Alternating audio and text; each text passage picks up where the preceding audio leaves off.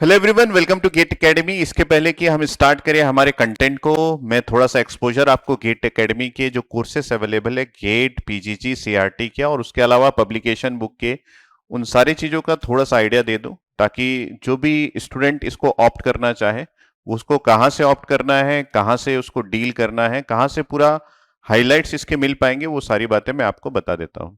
तो हमारे पास कोर्स जो अवेलेबल है गेट 23-24 एस्पिरेंट्स के लिए ईसीडब्ल्यू आईएन, जिस पर्टिकुलर ब्रांचेस को मैं डील करता हूं। सबसे पहला है कि हमारे पास लाइव क्लासरूम प्रोग्राम है। लाइव क्लासरूम प्रोग्राम मतलब आप फैकल्टी से घर बैठे मोबाइल के थ्रू लाइव इंटरेक्ट कर सकते हैं, लाइव उनके टीचिंग को एक्सपीरियंस कर सकते हैं। तो ये बहुत ही गजब का कोर्स है। इसमें आपको ऑनलाइन क्लासरूम मिलेगा, ठीक है, और फीलिंग जो है वो ऑफलाइन की ही रहेगी। रिकॉर्डेड लेक्चर्स भी अवेलेबल होंगे। कई लोग ये सोचते हैं कि लाइव मिलेगा तो रिकॉर्डेड मिलेगा कि नहीं मिलेगा, रिकॉर्डेड भी मिलेगा। आप अपने डाउट्स को पूछ सकते हैं। डाउट्स पूछने के लिए ऐप या फिर आप यूज करते हैं चैट बॉक्स का, जो कि लाइव क्लासरूम प्रोग्राम का एक एडवांटेज है कि जब फैकल्टी डील कर रहा है आप चैट बॉक्स में अपने डाउट्स पूछ के फैकल्टी के साथ इंटरेक्ट कर सकते हैं।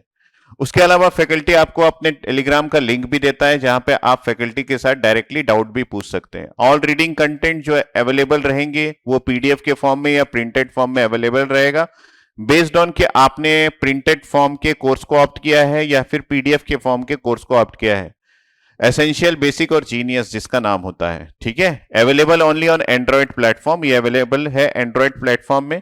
सबसे इंपॉर्टेंट बात कि आपको इसके लिए ऐप डाउनलोड करना पड़ेगा, जो कि GATE Academy live classroom app के नाम से आपको गूगल प्ले स्टोर में मिल जाएगा। तो ये बेसिक हाईलाइट है आपके पास लाइव क्लासरूम प्रोग्राम का।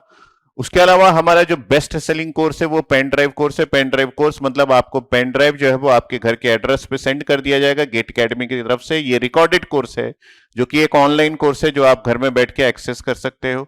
पेन ड्राइव में सारे कोर्सेज प्री अपलोडेड होते हैं। इसको आप एक्सेस करने के लिए एक बार आपको इंटरनेट की जरूरत पड़ेगी, उसके बाद आपको आपकी वैलिडिटी एक्सपायर होने तक कोई भी इंटरनेट की जरूरत नहीं पड़ेगी।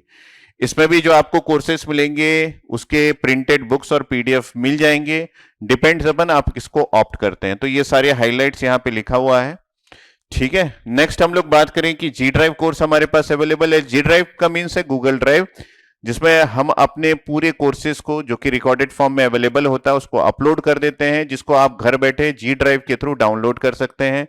जिस समय तक आप कोर्सेज डाउनलोड कर रहे हैं तब तक आपको इंटरनेट की जरूरत पड़ेगी। एक बार कोर्स डाउनलोड हो गया तो आपको इंटरनेट की जरूरत नहीं पड़ेगी। एक्सेस के लिए कुछ मिनट्स के लिए आपको इंटरनेट की जरूरत पड़ सकती है। जब तक वैलिडिटी एक्सपायर नहीं हो जाता, आपने पूरे कोर्सेज को डाउनलोड करके रखा हुआ है तो आपको इंटरनेट की जरूरत नहीं पड़ेगी। तो ये भी एक ऑनलाइन है कोर्स और इसमें भी आपको सारे कंटेंट्स जो है वो आपको आपके जी ड्राइव फॉर्म में अपलोड करके आपके घर भेज दिया जाता है। तो घर भेज दिया जाता है इसका मतलब है कि प्रिंटेड फॉर्म अगर आपने ऑप्ट किया है तो आपके पास वो प्रिंटेड फॉर्म के जितने भी बुक्स है वो सारे भेज दिए जाते हैं। बाकी तो ऑनलाइन इंटरेक्शन जी ड्राइव का हो जाता है, ठीक है। तो ये जी ड्राइव कोर्स के बारे में हो गया। हम बात करें कि वीडियो ऑन डिमांड कोर्स, तो वीडियो ऑन डिमांड कोर्स जो है वो उसके लिए आपको एक ऐप की नीड पड़ेगी, जो कि गेट एकेडमी लर्निंग ऐप के नाम से आपके पास होना चाहिए, जो कि एंड्रॉयड मोबाइल में मिल जाएगा। गूगल प्ले स्टोर से आप डाउनलोड कर सकते हैं, ठीक है। इस कोर्स का ये खास बात ये है कि यहाँ पे आपको इंटरेक्शन करने के लिए इस ऐप के थ्रू आप अपने डाउट्स को पूछ सकते हैं फैकल्टी से, जहां पे आपको हमारे फैकल्टीज और सब्जेक्ट एक्सपर्ट जो है वो आपके डाउट्स कंटिन्यूसली क्लियर करते रहते हैं। तो वीओडी ये बहुत ही बढ़िया ऐप है, जैसे नेटफ्लिक्स होता है या फिर अमेजन प्राइम होता है उसी की तरीके का है, जिसमें सारे रिकॉर्डेड कोर्सेज प्री अपलोडेड रहते हैं और आपको इंटरनेट की जरूरत पड़ेगी कोर्स को देखने के लिए, ठीक। तो इसके आगे बढ़े तो हमारे पास जो कोर्स अवेलेबल है वो टैबलेट कोर्स अवेलेबल है। टैबलेट कोर्स की खास बात ये है कि इसमें आपको सैमसंग का गैलेक्सी टैबलेट प्रोवाइड कर दिया जाता है, जिसमें सारे कोर्सेस और जितने भी गेट एकेडमी के ऐप्स है सारे प्री अपलोडेड रहते हैं। कोर्स कंटेंट भी प्री अपलोडेड रहता है, ठीक है। तो tablet course will be delivered through Samsung Galaxy tab A. Wifi और सेल्यूलर इसमें अवेलेबल है। ऑल गेट एकेडमी ऐप्स जो है प्री अपलोडेड रहता है। Dedicated discussion and doubt portal manage by वही गेट एकेडमी लर्निंग ऐप, जिसके बारे में मैंने आपको बताया। डाउट पोर्टल वहीं से होता है। The course content will be exactly same as VOD course, but you do not need internet connection, जैसे मैंने वीओडी में बोला कि आपको इंटरनेट कनेक्शन की जरूरत पड़ेगी, यहां पे मैं हाईलाइट कर देता हूं कि आपको यहां पे इंटरनेट कनेक्शन की जरूरत नहीं पड़ेगी, ये खास बातें हैं। ठीक है, तो ये हो गया हमारा टैबलेट कोर्स। टैबलेट कोर्स का मतलब है सैमसंग गैलेक्सी टैब ए जो आपको सेंड किया जाता है, उसकी वजह से इसका नाम टैबलेट कोर्स है। ठीक है, और अगर मैं बताऊं कि गेट के जो कोर्सेस है वो बेसिकली 3 फॉर्म में अवेलेबल है, जो आपको www.gateacademy.co.in में मिलेगा। कौन कौन से course? PD, GD, VOD, tablet और लाइव क्लासरूम प्रोग्राम, ये 3 वेराइटीज में अवेलेबल है, बेसिक, एसेंशियल और जीनियस। अगर हम बात करें कि वीडियो लेक्चर सभी में दिया जाएगा, बेसिक ले, एसेंशियल ले, जीनियस ले, वीओडी, टैबलेट कोर्स या फिर आप जीडी ले या फिर पीडी ले या फिर लाइव ले। यहां पे देखिए पीडी, जीडी, वीओडी, टैबलेट या फिर लाइव, तो आप ऑप्ट कर सकते हैं बेसिक, एसेंशियल, जीनियस 3 फॉर्म में। ठीक है, वर्कबुक प्रिंटेड फॉर्म में आपको मिलेंगे सिर्फ एसेंशियल और जीनियस में, वर्कबुक पीडीएफ फॉर्म में तीनों में मिलेगा, प्रीवियस ईयर का सॉल्यूशन बुक्स आपको सिर्फ जीनियस में मिलेगा। बैग जो है वो आपको गेट एकेडमी का बैग मिलेगा आपको एसेंशियल और जीनियस में। ऑनलाइन टेस्ट सीरीज जो है वो आपको एसेंशियल, जीनियस में मिलेगा। एक्सेस टू डाउट पोर्टल्स आपको तीनों में मिलेंगे, और ऐसे स्पेशल लाइव ऑनलाइन सेशंस जो है वो आपको तीनों में मिलेंगे।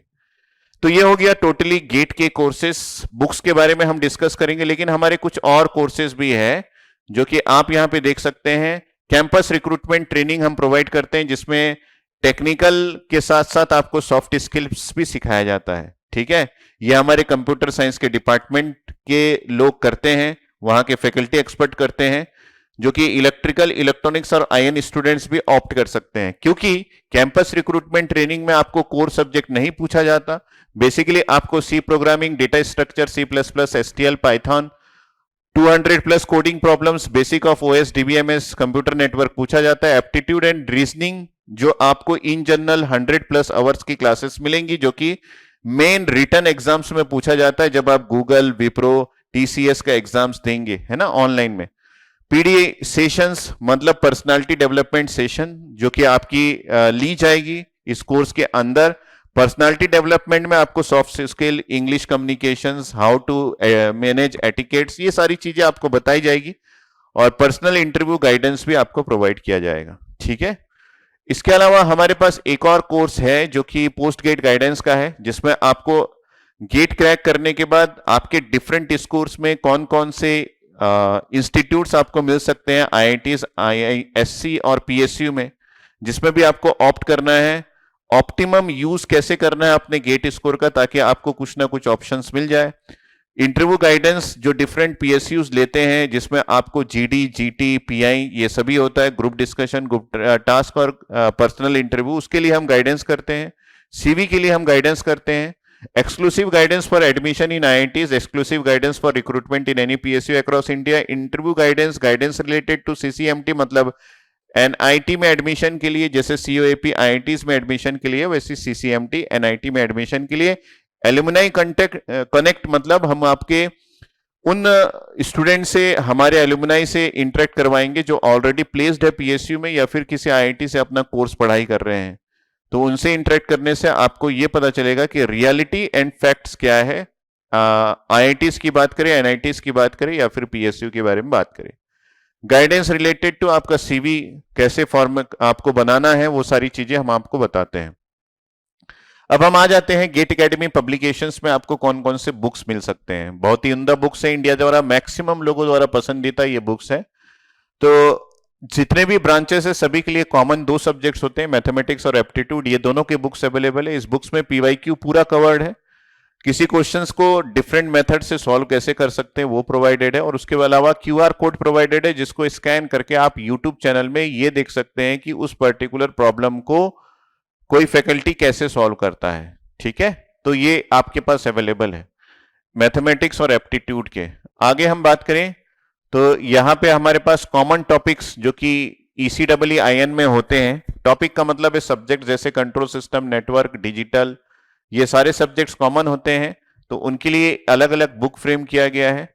तो आपको इन सभी बुक्स में पीवाईक्यू मिल जाएगा, डिफरेंट मेथड ऑफ सॉल्यूशन मिल जाएंगे, और उसके साथ साथ क्यूआर कोड मिल जाएगा। इसके अलावा हम बात करें कोर सब्जेक्ट्स जो कि ईसी के लिए होता है, इलेक्ट्रॉनिक्स डिवाइसेस, कम्युनिकेशन और ईएमटी, उसके लिए अलग बुक है। अगर हम लोग इलेक्ट्रिकल की बात करें तो मशीन पीएसए पावर इलेक्ट्रॉनिक्स के लिए अलग बुक है। हम लोग आईएन के लिए बात करें तो मेजरमेंट हो गया, ट्रांसड्यूसर्स हो गया, उसके लिए ऑप्टो इलेक्ट्रॉनिक डिवाइसेस के लिए अलग से बुक अवेलेबल है। ठीक है, तो ये आपके कोर सब्जेक्ट्स के लिए है। उसके अलावा इलेक्ट्रिकल मशीन के लिए हमारे पास 2 वॉल्यूम अवेलेबल है एक्सक्लूसिव इलेक्ट्रिकल मशीन के लिए। ठीक है, जिसमें आपको टॉपिक्स वाइज इंपॉर्टेंट की पॉइंट्स मिल जाएंगे, थ्योरी मिल जाएगा, क्वेश्चंस पीवाईक्यू मिल जाएंगे, प्रैक्टिस प्रॉब्लम मिल जाएंगे। मतलब ये कंप्लीट आपको इलेक्ट्रिकल मशीन की तैयारी के लिए जो टेक्स्ट की जरूरत है वो सारा कुछ आपको मिल जाएगा इलेक्ट्रिकल ब्रांच के लिए। और अगर हम लोग इलेक्ट्रॉनिक्स ब्रांच की बात करें तो आपको इलेक्ट्रोमैग्नेटिक थ्योरी और कम्युनिकेशन जो इनके कोर सब्जेक्ट्स है उसके लिए बुक मिल जाएंगे, जिसमें आपको प्रैक्टिस प्रॉब्लम, पीवाईक्यू, ईएससी के क्वेश्चंस और जो इंपॉर्टेंट की पॉइंट्स है और थ्योरीज है वो आपको मिल जाएगा। ठीक है, तो चलते हैं हम अपने कंटेंट की ओर जो आज के लेक्चर्स में आपको देखने को मिलेगा। ठीक है, सब कुछ क्लियर है तो हम स्टार्ट करते हैं यहां पे डायोड से। डायोड में जो एनालिसिस हम लोगों ने कल किया था उस एनालिसिस के अकॉर्डिंग हमको कुछ पॉइंट्स मिल गए थे। वो पॉइंट्स क्या थे कि हमको ये पता है कि डायोड में इक्विलिब्रियम कंडीशन में हमारे पास जंक्शन में एक ओपन सर्किटेड पोटेंशियल या फिर जंक्शन पोटेंशियल या फिर हम उसको बोल सकते हैं कि बिल्ट इन पोटेंशियल रहता है। और डायोड में अगर हमारा डोपिंग कैसा भी हो, चाहे एनडी की वैल्यू ज़्यादा हो या एनए की वैल्यू ज़्यादा हो, कैसा भी डोपिंग हो, हमारा डिप्लीशन रीजन का डेप्थ दोनों तरफ रहता है।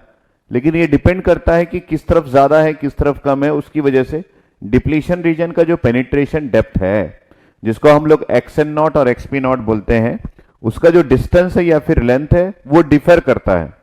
तो उसी के अनुसार हम लोगों ने एक कंक्लूजन में पहुंचा था कि depletion region always penetrates towards the lightly doped side. तो ये हमारे लिए बहुत ही इंपॉर्टेंट था। ठीक है, ये हमारे लिए बहुत ही इंपॉर्टेंट था। आवाज नहीं आ रही क्या अभी भी?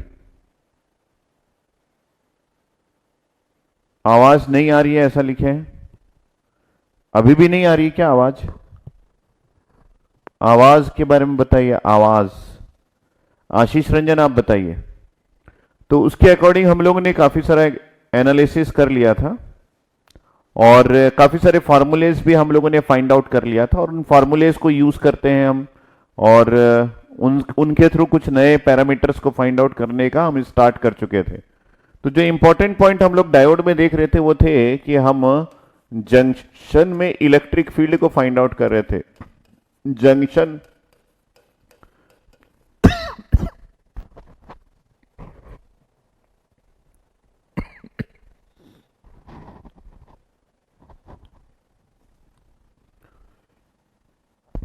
जंक्शन के इलेक्ट्रिक फील्ड को फाइंड आउट करने की कोशिश कर रहे थे। और जंक्शन के इलेक्ट्रिक फील्ड को फाइंड आउट करने के लिए हम लोगों ने 2 स्टेप फॉलो किया था।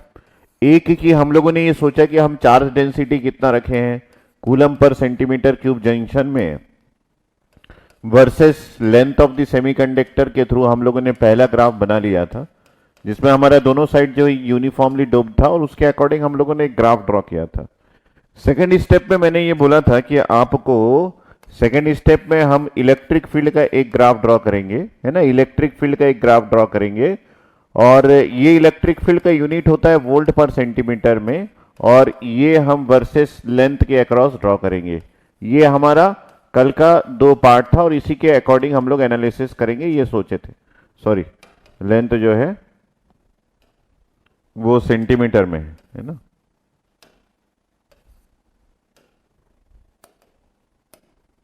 सेंटीमीटर में। ठीक है, तो ये इलेक्ट्रिक फील्ड वोल्ट पर सेंटीमीटर में होता है और charge density coulomb per centimetre cube में होता है। लेंथ जो है वो सेंटीमीटर में होता है। तो एक ग्राफ हम लोगों ने ड्रॉ कर लिया था, आपको अगर याद होगा आपकी कॉपी में बना होगा, तो उसी के आगे हम एनालिसिस करने वाले। तो हम लोगों ने एक डायोड लिया था बढ़िया सा, एक डायोड हम लोगों ने कैरी किया था बढ़िया सा और इस डायोड में हम लोगों ने 2 भाग में डिवाइड किया। एक कि उसमें डिप्लीशन रीजन भी है और इसका मेटलर्जिकल जंक्शन भी है, ये हम लोगों ने डिसाइड किया था। और उसके अकॉर्डिंग जो ये डिप्लीशन रीजन में है इसी के अकॉर्डिंग हम लोगों ने यहाँ पे एक लाइन लिया और एक एक्स एक्सिस लिया। ये जो वाई एक्सिस है इसको हम लोगों ने चार्ज डेंसिटी से डिफाइन किया था रो, और ये कूलम पर सेंटीमीटर क्यूब है, ये सबको आइडिया था। और ये हमारा डिस्टेंस है एक्स इन सेंटीमीटर, ये भी आपको आइडिया था। यहां पे हम पहुंच गए थे कहां तक, ये minus of x P not तक, और ये जीरो है, और ये एक्स एन नॉट है, और यहाँ पे हमारे पास ये पी रीजन है, ये एन रीजन है। हम लोगों ने ये भी डिक्लेयर कर दिया था कि ये रीजन जो है वो न्यूट्रल है, और ये रीजन भी हमारा न्यूट्रल है, ये भी हम लोगों ने डिक्लेयर कर दिया था। और जो सेंटर वाला रीजन है ये हमारा चार्ज रीजन है। तो यहाँ पे ये रीजन जो है ये चार्ज रीजन के नाम से जाना जाता है, जिसको हम लोग स्पेस चार्ज रीजन भी बोलते हैं। ये इस डिवाइस का सबसे एक्टिव रीजन होता है। ठीक है, तो यहाँ पे हमारे पास जो चार्ज था पी साइड में वो minus of Q into N A था, और अगर एन साइड की बात करें तो यहाँ पे हमारे पास plus of Q into N D था। ये हमारा पूरा ओवरऑल एनालिसिस ऐसा बोलता था। ठीक है, तो इसके अकॉर्डिंग हम लोगों ने यहाँ पे बनाया कि सर ये जो है ये आपका यहाँ तक तो कोई चार्ज है ही नहीं क्योंकि ये न्यूट्रल है। उसके बाद आपके पास एग्जैक्टली इस पॉइंट पे जहाँ पे एक्स पी नॉट है एक नेगेटिव चार्ज अवेलेबल है, और उसके बाद यही नेगेटिव चार्ज जो है वो यहाँ पे एक पॉजिटिव चार्ज में बदल जा रहा है, और उसके बाद फिर से वापस से न्यूट्रल है, क्योंकि इस एरिया की चार्ज डेंसिटी जीरो है, इस एरिया की चार्ज डेंसिटी जीरो है। तो यहाँ पे अगर आप चार्ज डेंसिटी की बात करेंगे तो नेट चार्ज डेंसिटी जीरो है, यहाँ की नेट चार्ज डेंसिटी जीरो है। तो ओवरऑल चार्ज हमको कुछ इस तरीके का मिला था, और ये जो पोजीशन है यही चार्ज डेंसिटी को शो कर रहा है क्योंकि वाई एक्सिस का लाइन है, और ये है plus Q into N D, ये है ऐसा, और ये है आपके पास minus Q into N A, ऐसा है। ठीक है, तो ये नेगेटिव के लिए, ये पॉजिटिव के लिए, क्योंकि दोनों रीजन यूनिफॉर्मली डोप्ड है इसलिए ये पार्ट जो है वो आपका कांस्टेंट आया है। उसके बाद ये जीरो हो गया, यहाँ पे ये पार्ट जो है कांस्टेंट आया, उसके बाद ये जीरो हो गया। तो ये सब चीजें जो है वो बड़ा इंटरेस्टिंग है, और आप सभी ने इन चीजों को समझ लिया होगा। इसके बाद ये हमारा फर्स्ट ग्राफ है। ये क्या है बेटा, ये हमारा फर्स्ट ग्राफ है जिसको हम charge density versus distance x के बीच में ड्रॉ किया है, या फिर लेंथ एक्स के बीच में ड्रॉ किया है। एक और ग्राफ हम लोग यहां पे ड्रॉ करेंगे जो कि पॉइजन इक्वेशन को यूज करके ड्रॉ करेंगे, और सेकंड ग्राफ जो है वो हमारा electric field versus distance x के बीच में ड्रॉ होगा, इलेक्ट्रिक फील्ड और डिस्टेंस के बीच में। जब इस ग्राफ को ड्रॉ करेंगे तो हमारे पास फिर से वही एक्स एक्सिस होगा, और वही उसी प्रकार का वाई एक्सिस भी हमारे पास होगा, लेकिन अब की बार यहाँ पे मोदी सरकार नहीं सर, यहाँ पे हमारे पास ये लाइन जो है वो इलेक्ट्रिक फील्ड शो करेगा वोल्ट पर सेंटीमीटर में, और ये लाइन शो करेगा हमारे पास डिस्टेंस एक्स इन सेंटीमीटर में, और उसी के अकॉर्डिंग हम ग्राफ को ड्रॉ करेंगे। तो ये जो इलेक्ट्रिक फील्ड शो कर रहा है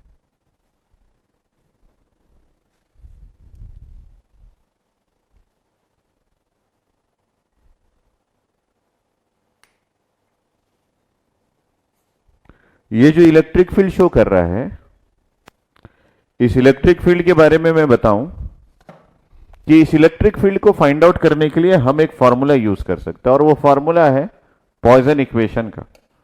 तो अगर हम लोग यहाँ पे पॉइजन इक्वेशन के बारे में सोचे और उसके बारे में लिखे, तो ये पॉइजन्स का एक इक्वेशन हमारे पास आता है, और इस पॉइजन इक्वेशन के बारे में अगर सोचे और लिखे तो हमारे पास यहाँ पे कुछ चीजें इंपॉर्टेंट आती है।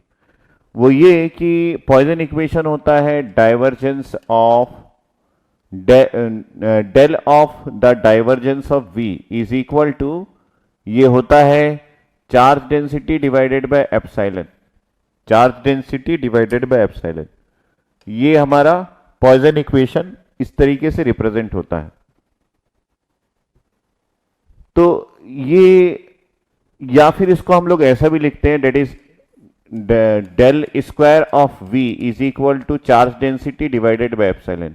ये पॉइजन इक्वेशन आपने कई बार यूज किया होगा इलेक्ट्रोमैग्नेटिक्स में, और इसी पॉइजन इक्वेशन को हम यूज करके यहां पे कुछ इंपॉर्टेंट एनालिसिस करने वाले हैं। तो ये जो हम लोगों ने लिखा है, इस लिखे हुए चीजों के अकॉर्डिंग अगर हम लोग डेल की बात करें तो डेल जो है वो एक ऑपरेटर होता है जो कि हमको डी बाई डी एक्स है ना, plus D by D Y, मतलब तीनों डायरेक्शन में हमारे पास जो वेरिएबल यहाँ पे पुटअप है उसमें क्या वेरिएशन हो रहा है वो हम लोग रिप्रेजेंट करते हैं। So del is the operator which is representing in X Y and Z. ये एक वेक्टर क्वांटिटी है, ठीक है। So this is known as gradient.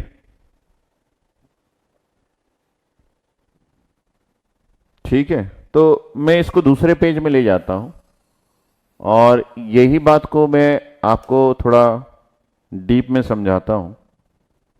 देखिए, हमको यहां पे फाइंड आउट करना है इलेक्ट्रिक फील्ड। हमको यहां पे फाइंड आउट करना है electric field.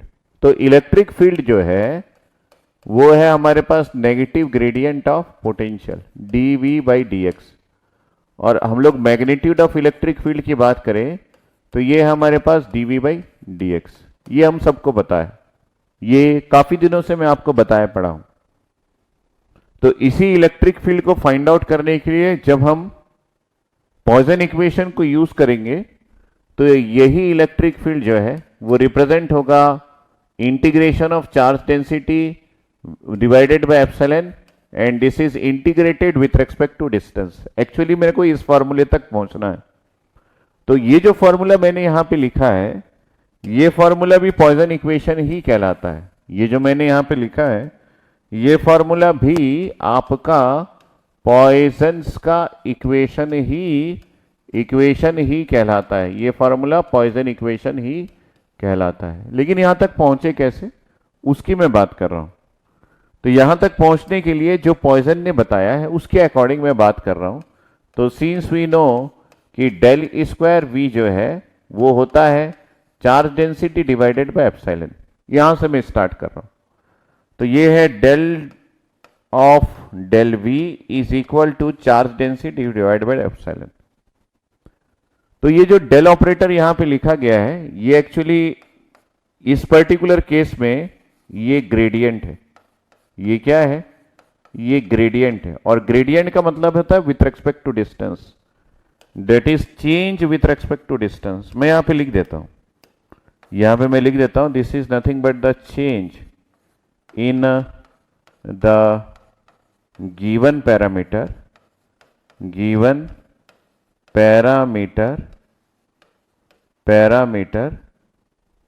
with respect to distance के अकॉर्डिंग उसमें क्या चेंजेस आ रही है। तो ये तीनों डायरेक्शन में रिप्रेजेंट होता है। डेट इज इसको हम लोग डी बाई डी एक्स भी करते हैं, plus D by D Y भी करते हैं, plus D by D Z भी करते हैं,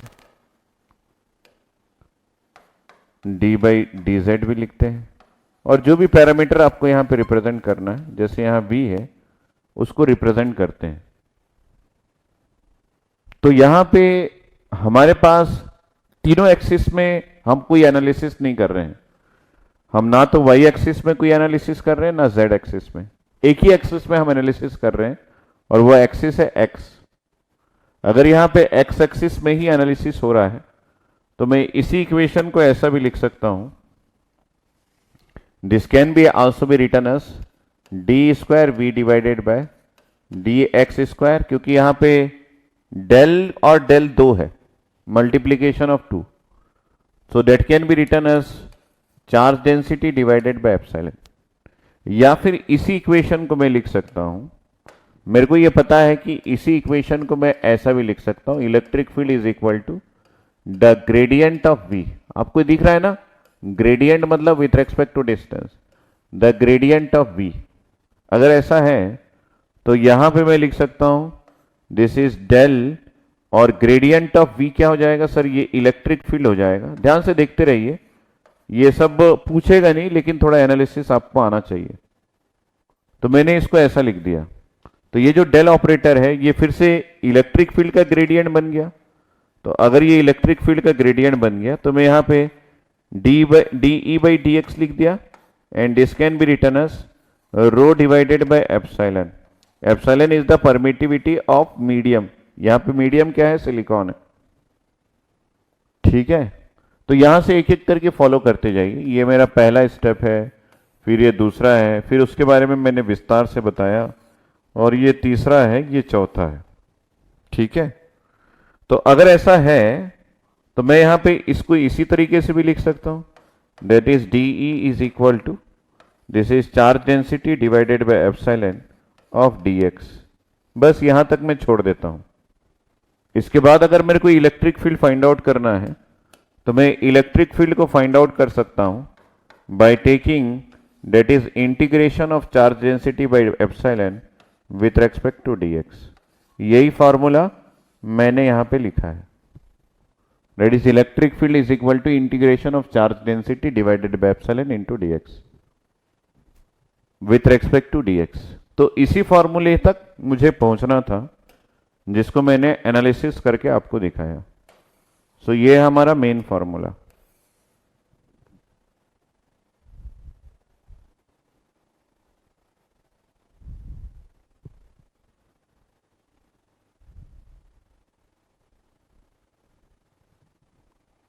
तो अब यहां से ही हम लोग स्टार्ट करते हैं. अगर यहीं से स्टार्ट करें और मेरे पास एक थ्योरेटिकल अप्रोच यहां पे आ चुका है कि ये है आपका चार्ज डेंसिटी किस साइड, इस साइड, और ये है चार्ज डेंसिटी इस साइड, और ये चार्ज डेंसिटी जो है वो नेगेटिव है और ये चार्ज डेंसिटी जो है वो पॉजिटिव है. और इसी चार्ज डेंसिटी पॉजिटिव का फॉर्मूला है plus Q into N D. और ये जो आपको मिल रहा है माइनस क्यू, ये जो आपको रो मिल रहा है that is rho is equal to minus Q into आपके पास एन ए है. ठीक है, इस एरिया की बात कर रहा हूं, ये इस एरिया की बात कर रहा हूं. तो एक्चुअली में इलेक्ट्रिक फील्ड कैसे मिलेगा सर? इलेक्ट्रिक फील्ड पाने के लिए ना, इलेक्ट्रिक फील्ड पाने के लिए आपको करना पड़ेगा integration of charge density by epsilon with respect to distance. तो डिस्टेंस तो मैंने पहले ही प्लॉट कर दिया है. अब हमको क्या करना है, ये जो एप्सिलॉन है ये परमिटिविटी है, मैंने आपको पहले भी बताया. ये रिलेटिव परमिटिविटी ऑफ सिलिकॉन और फ्री स्पेस परमिटिविटी को मल्टीप्लाई करना है. इसकी वैल्यू लगभग 1.04 into 10 to the power of -12 farad per centimetre ऐसा कुछ आएगा, जिसमें 11.7 जो है वो रिलेटिव परमिटिविटी है और एप्सिलॉन नॉट जो है वो 8.854 into 10 to the power of -14 farad per centimetre होता है. उसी के अकॉर्डिंग अगर आप इन दोनों को मल्टीप्लाई करेंगे तो लगभग 1.04 into 10 to the power of -12 farad per centimetre आएगा. ये चेक कर लीजिएगा, कल मैंने वैल्यूज बताया था. तो मतलब ये जो वैल्यू है ये कांस्टेंट है. तो कुल मिला के हमको इंटीग्रेट किसको करना है? हमको इंटीग्रेट चार्ज डेंसिटी को करना है. किसको करना है? हमको इंटीग्रेट चार्ज डेंसिटी को करना है. तो यहां की चार्ज डेंसिटी जो है वो एक आपको दिख रहा होगा कि एक स्टेप फंक्शन है ना, जिसमें आपको एक कांस्टेंट वैल्यू मिल रहा है. और ये कांस्टेंट वैल्यू कहां से कहां तक? ये minus of x P naught से लेके ये 0 तक कांस्टेंट है, और इस तरफ कहां तक? ये plus of x N naught तक कांस्टेंट है. तो मैं इसको दो भागों में बांट देता हूं. पहला भाग जो है वो यहां पे स्टार्ट होगा कि मतलब मैं minus of x P naught से बड़ा है मेरा एक्स और ये जो है वो 0 से छोटा है. ये पहला भाग है. और यहां पे हम इलेक्ट्रिक फील्ड को फाइंड आउट करेंगे, क्वेश्चन मार्क. ठीक है, दूसरा भाग जो है वो 0 से चालू होगा, इससे बड़ा है x की वैल्यू और ये plus of x N naught के बीच में जाएगा. यहां पे भी हम इलेक्ट्रिक फील्ड को फाइंड आउट करेंगे. सर बाकी जगह इलेक्ट्रिक फील्ड की वैल्यू क्या होगी? तो ये जो एरिया है इस जगह पे इलेक्ट्रिक फील्ड की वैल्यू 0 होगी. कारण क्या है? क्योंकि इस एरिया में चार्ज डेंसिटी की वैल्यू 0 है. तो इस एरिया में चार्ज डेंसिटी की वैल्यू 0 है तो इलेक्ट्रिक फील्ड की वैल्यू भी 0 होगी.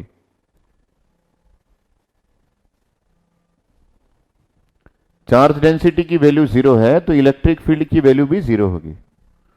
तो अगर इस एरिया में इलेक्ट्रिक फील्ड की वैल्यू 0 है, बाकी हमारे पास एक ऐसा फंक्शन है जो कि एक कांस्टेंट वैल्यू है, that is not changing with respect to distance.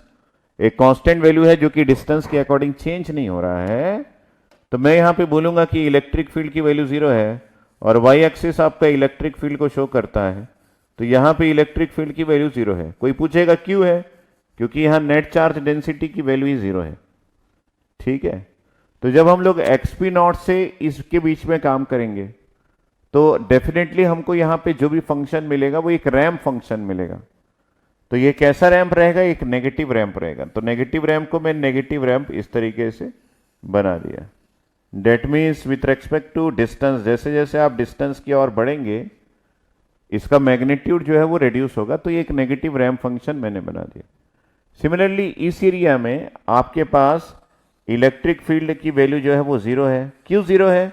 क्योंकि सर चार्ज डेंसिटी की वैल्यू जीरो है और आपका इलेक्ट्रिक फील्ड जो है वो चार्ज डेंसिटी पे डिपेंड करता है, तो यहां पे भी आपका इलेक्ट्रिक फील्ड की वैल्यू जीरो है। ठीक है, और ये एक पॉजिटिव आपका रैंप है, क्योंकि ये एक पॉजिटिव फंक्शन है जो कि चार्ज डेंसिटी का, मतलब यहां पे एक पॉजिटिव रैंप आएगा, तो मतलब जैसे जैसे डिस्टेंस को इंक्रीज करेंगे इलेक्ट्रिक फील्ड की वैल्यू जो है वो इंक्रीज होगी।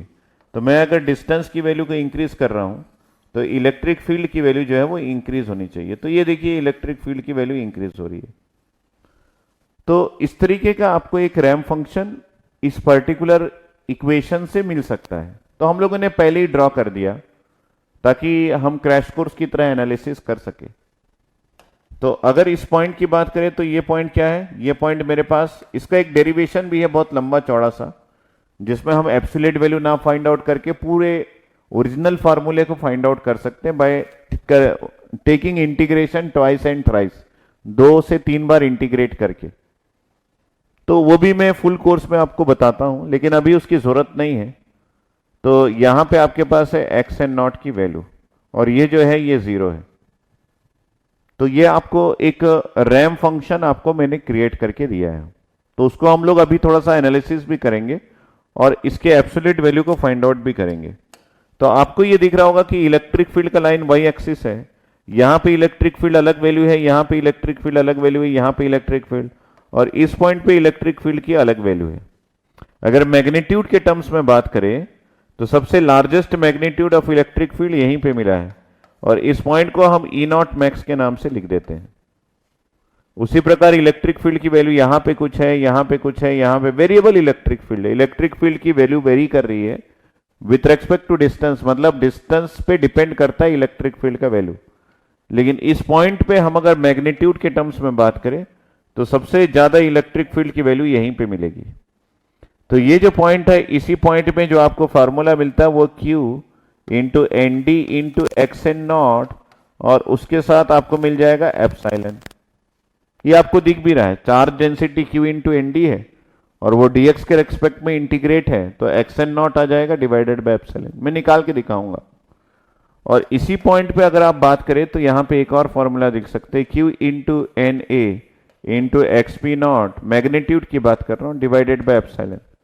तो ये 2 फार्मूलाज हैं जिसके थ्रू आप इलेक्ट्रिक फील्ड को फाइंड आउट कर सकते हैं। तो लेकिन कई लोगों को फाइंड आउट करके दिखाना ज्यादा अच्छा रहेगा, तो मैं यहां पे एक स्लाइड ले लिया और इसको फाइंड आउट करके दिखाने का जिम्मा ले लिया, जिम्मेदारी मैंने ले ली। तो जिम्मेदारी ले ली तो पूरा तो करना पड़ेगा, तो बस उसी को हम पूरा करते हैं। तो हमारे पास फॉर्मूला है कि इलेक्ट्रिक फील्ड जो है वो है आपके पास charge density divided by epsilon और उसके साथ dx है। हम बात करते हैं कि हमको डिस्टेंस कहां से कहां तक लेना है। सबसे पहले माइनस एक्स पी नॉट से बड़ा हो x और ये जो है ये 0 से छोटा हो। ठीक है, माइनस एक्स पी नॉट और 0 के बीच में डिस्टेंस लेना है। एक्स पी नॉट पे हमारे पास इलेक्ट्रिक फील्ड की वैल्यू क्या है, 0 है और ये इलेक्ट्रिक फील्ड चेंज हो रहा है, बढ़ रहा है, और 0 पॉइंट पे हमारे पास इलेक्ट्रिक फील्ड क्या है, ई नॉट है। तो इसको हम लोग फाइंड आउट कर सकते हैं। अगर ऐसा हम लोग कर रहे हैं तो हम यहां पे लिख सकते हैं ये डी है और इसको भी इंटीग्रेट कर रहे हैं तो ई आएगा। देखते हैं आएगा कि नहीं आएगा। ये इक्वेशन मैंने कहां से लिखा, ये इक्वेशन मैंने यहां से लिखा, जो हमारे पास ये वाले को, I have taken this part, ये वाले को लिया मैंने, D is equal to charge density by epsilon into dx। तो मैंने इसको भी इंटीग्रेट कर दिया और इधर भी इसको भी इंटीग्रेट कर दिया। ठीक है, तो ये हमारा हो गया। नाउ हम इसमें एब्सोल्यूट वैल्यू फाइंड आउट करने के लिए लिमिट लगा देते हैं। तो ये हो गया आपके पास 0 और ये हो गया आपके पास इलेक्ट्रिक फील्ड का ई नॉट। तो 0 से लेके ई नॉट के बीच में आपका इलेक्ट्रिक फील्ड फैला हुआ है। डिस्टेंस कहां तक है, ये minus of x P naught से 0 के बीच में है।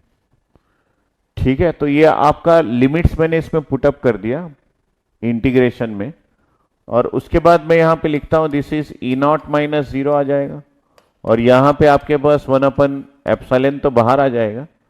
और चार्ज डेंसिटी इस लिमिट के अकॉर्डिंग, आपको ये पता है कि माइनस एक्स पी नॉट से 0 के बीच में अगर आप चार्ज डेंसिटी की बात करें, चार्ज डेंसिटी की बात करें तो चार्ज डेंसिटी तो आपका कितना है सर, इज इक्वल टू, यहां पे minus Q into N A है सर, आपको याद है कि नहीं, यह याद है, क्यों याद है, क्योंकि हमने ये देखा है कि इस लिमिट पे जहां पे आप माइनस एक्स पी नॉट से लेके जीरो की बात कर रहे हैं, इसमें आपके पास charge density minus Q into N A है, तो इसी वैल्यू को पुटअप करते हैं बेटा, तो यहां पे इसी वैल्यू को पुटअप करेंगे तो ये इंटीग्रेशन आ जाएगा माइनस साइन के साथ क्यू इंटू एन ए, है ना, और उसके साथ ये with respect to X integrate हो जाएगा, और लिमिट क्या लगा दी है माइनस एक्स पी नॉट से जीरो के बीच में। तो मैं इसको एक बार ओपन कर लेता हूं, तो ये माइनस वन बाई एप्सिलॉन हो जाएगा, और यहां पे हमारे पास हो जाएगा क्यू इंटू एन ए, तो कांस्टेंट है ना, तो ये हम लोगों ने लिख दिया, ये क्यू इंटू एन ए है, जो कि with respect to distance change नहीं हो रहा है, और यहां पे आपके पास आ जाएगा zero minus of minus X P naught, ये मैंने लगा दिया, तो इसका मतलब है मेरे पास आ जाएगा minus Q into N A divided by epsilon, और ये नेगेटिव नेगेटिव पॉजिटिव हो जाएगा, और ये एक्स पी नॉट आ गया, और यही वैल्यू जो है वो ई नॉट की वैल्यू है। इसका मतलब है ई नॉट का जो फॉर्मूला आ गया वो हमारे पास ऐसा आ गया, अगर हम लोग एब्सोल्यूट वैल्यू को फाइंड आउट करेंगे। यही चीज मैंने इसमें यहां पे लिखा हुआ है, यही बात को मैंने यहां पे लिखा हुआ है, कहां पे देखिए, यहां पे Q into N A into x P not divided by एक्सपेलेंट।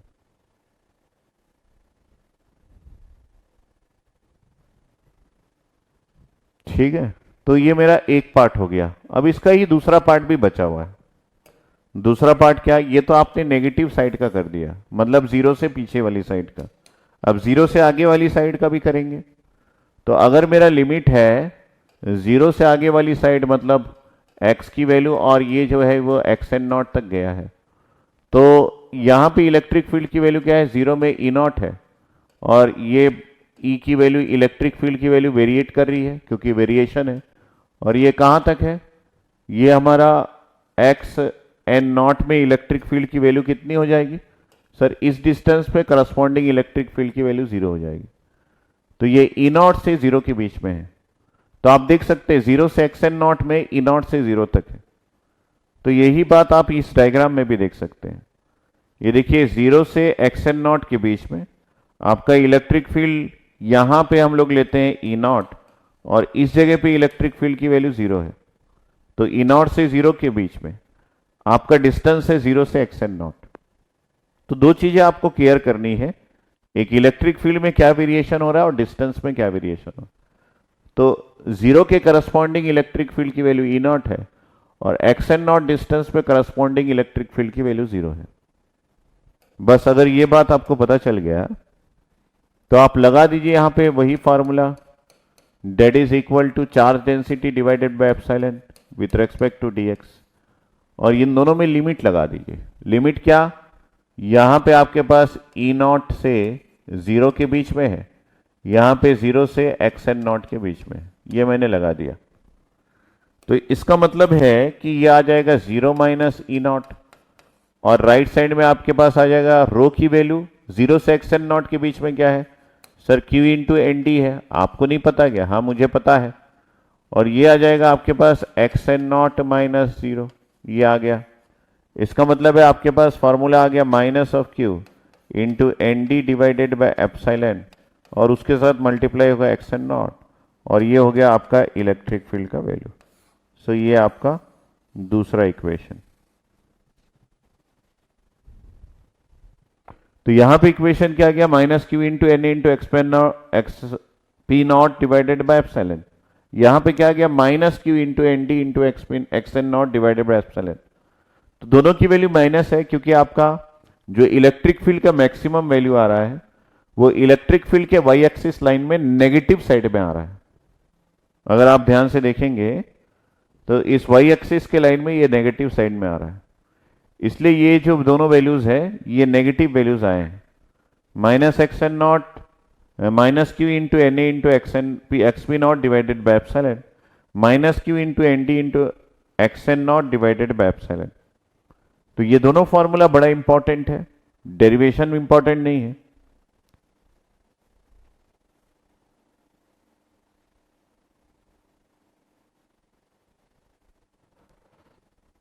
ठीक है, तो मैंने आपको दोनों चीजें बता दी। तो अब हमारे पास जो फॉर्मूले हो गए हैं, उन फॉर्मूलेस को अगर हम लोग लिखें तो जितने भी फॉर्मूलेस हुए हैं उसमें इलेक्ट्रिक फील्ड के फॉर्मूले को अगर हम लोग लिखें तो इलेक्ट्रिक फील्ड जो है वो ई नॉट, जो कि जंक्शन पे आ रहा है, उसके फॉर्मूले में हमारे पास कुछ भी नहीं करना है। ये Q into N D into x N naught divided by permittivity of the medium है। उसी प्रकार एक और फॉर्मूला यूज कर सकते हैं, that is Q into N A into x P not divided by epsilon है। ये दो चीजें आपको देखने को मिल रही है। ठीक है, इसके पहले काफी सारे फॉर्मूलेस हम लोग देख चुके हैं और उन फॉर्मूलेस को भी हम लोग यहां पे कनेक्ट करेंगे तो काफी कुछ नया आपको पता चल सकता है। ठीक है, so this are the two most important thing about how to find out the electric field. अब एक क्वेश्चन हम लोग देखते हैं जो कि वर्कबुक में दिया हुआ है। ठीक है,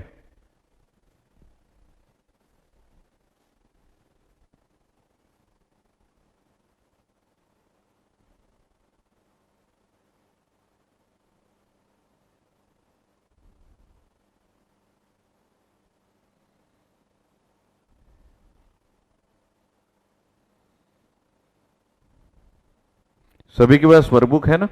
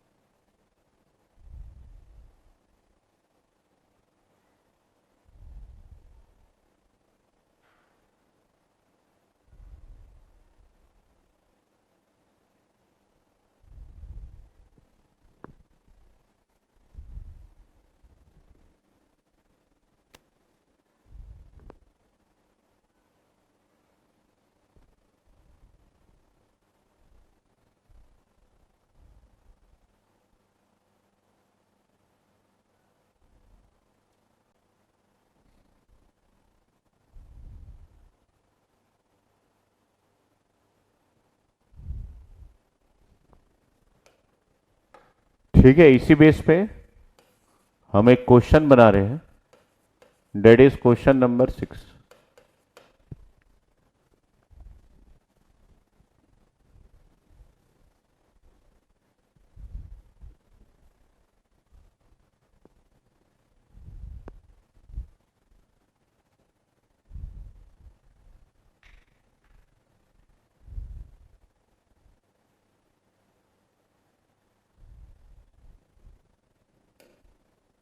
देखिए, अगर आपको शेप ऑफ द ग्राफ पता नहीं चल रहा है तो आपने क्या सिग्नल सिस्टम पढ़ा है? सिग्नल एंड सिस्टम पढ़ा है? अगर नहीं पढ़ा है तो भी चलेगा। तो मेरे पास जो एक्स एक्सिस है वो एक्स एक्सिस जो है वो डिस्टेंस है जो मैंने यहां पे लिया है, और वाई एक्सिस जो है वो है हमारे पास चार्ज डेंसिटी। चार्ज डेंसिटी पहले वाले ग्राफ में, फर्स्ट ग्राफ में, ठीक है। और हमारे पास एक फॉर्मूला आया सेकेंड ग्राफ को ड्रॉ करने के लिए। फॉर ड्रॉइंग सेकेंड ग्राफ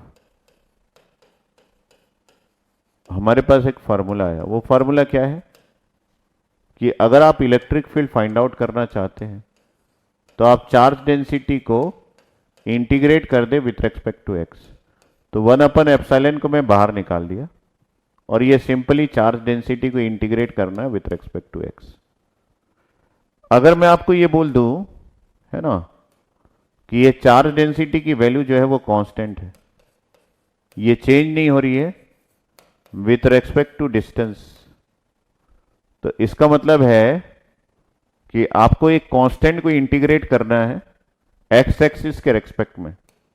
तो ये हो जाएगा 1/एप्सिलॉन, और यहां पे एक कांस्टेंट वैल्यू है, उसको इंटीग्रेट करना है विथ रेस्पेक्ट टू एक्स।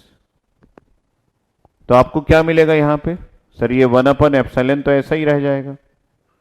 तो ये कांस्टेंट के साथ, यहां पे एक कांस्टेंट के साथ एक डिपेंडेंट आ जाएगा, मतलब एक्स के साथ वो वेरी करेगा। इसका मतलब है कि आपका ये जो कांस्टेंट है ये एक्स के साथ वेरी करेगा। मेरी बातें समझ रहे हैं? और उसके साथ एक और आएगा दैट इज सी। मैं पूरा इंटीग्रेट नहीं किया, मैंने यहां पे लिमिट लगा दिया। तो कोई वैल्यू जो है वो एक्स के साथ वेरिएट कर, तो इसको हम लोग क्या बोलते हैं? What is this called? ये क्या कहलाता है? ये एक रैंप फंक्शन कहलाता है। अगर आपको आइडिया नहीं है तो आप बेसिक जो मैथ्स है वो भी नहीं जानते, फिर मैं ऐसा ही बोलूंगा। तो ये जो फंक्शन है, एक रैंप फंक्शन आता है, और जब रैंप हम लोग ड्रॉ करते हैं, एक कांस्टेंट वैल्यू को जब हम ड्रॉ करते हैं, तो ये कांस्टेंट वैल्यू कैसा ड्रॉ होता है? सर ऐसा, ये आपका एक्स है और ये चार्ज डेंसिटी है। अभी कांस्टेंट वैल्यू को अगर हम लोग रैंप में ड्रॉ करें तो वो कैसा बनेगा? सर ये वेरिएट करेगा विथ रेस्पेक्ट टू एक्स। तो रैंप फंक्शन कैसा होता है? ये ऐसा होता है, ये एक्स है और ये आपका इलेक्ट्रिक फील्ड है, क्योंकि ये जो मिला है ये आपको इलेक्ट्रिक फील्ड मिला है। अगर ये आइडिया आपको नहीं है तो आपको नहीं समझ में आएगा, पहले बता दे रहा हूं। आपको चीजें बोरिंग लगेंगी, तरह तरह की भांति भांति के रीजन आप लोग बताएंगे, लेकिन अगर इसका इंटीग्रेशन ये होता है, ये आइडिया अगर आपको नहीं है तो स्वयं साक्षात ब्रह्मा भी आपकी मदद नहीं कर पाएंगे। मैं कहां से लिखता हूं? ये कांस्टेंट फंक्शन का इंटीग्रेशन जो है वो रैंप होता है, या फिर आप बोल दें कि स्टेप फंक्शन का इंटीग्रेशन रैंप होता है, और एक रैंप फंक्शन का इंटीग्रेशन पैराबोला होता है। अगर आपको ये सब चीज नहीं पता है तो स्वयं ब्रह्मा विष्णु महेश जो है वो आपकी हेल्प नहीं करेंगे। Integration of step function gives ramp function. Sir that's why integration of charge density gives, yes,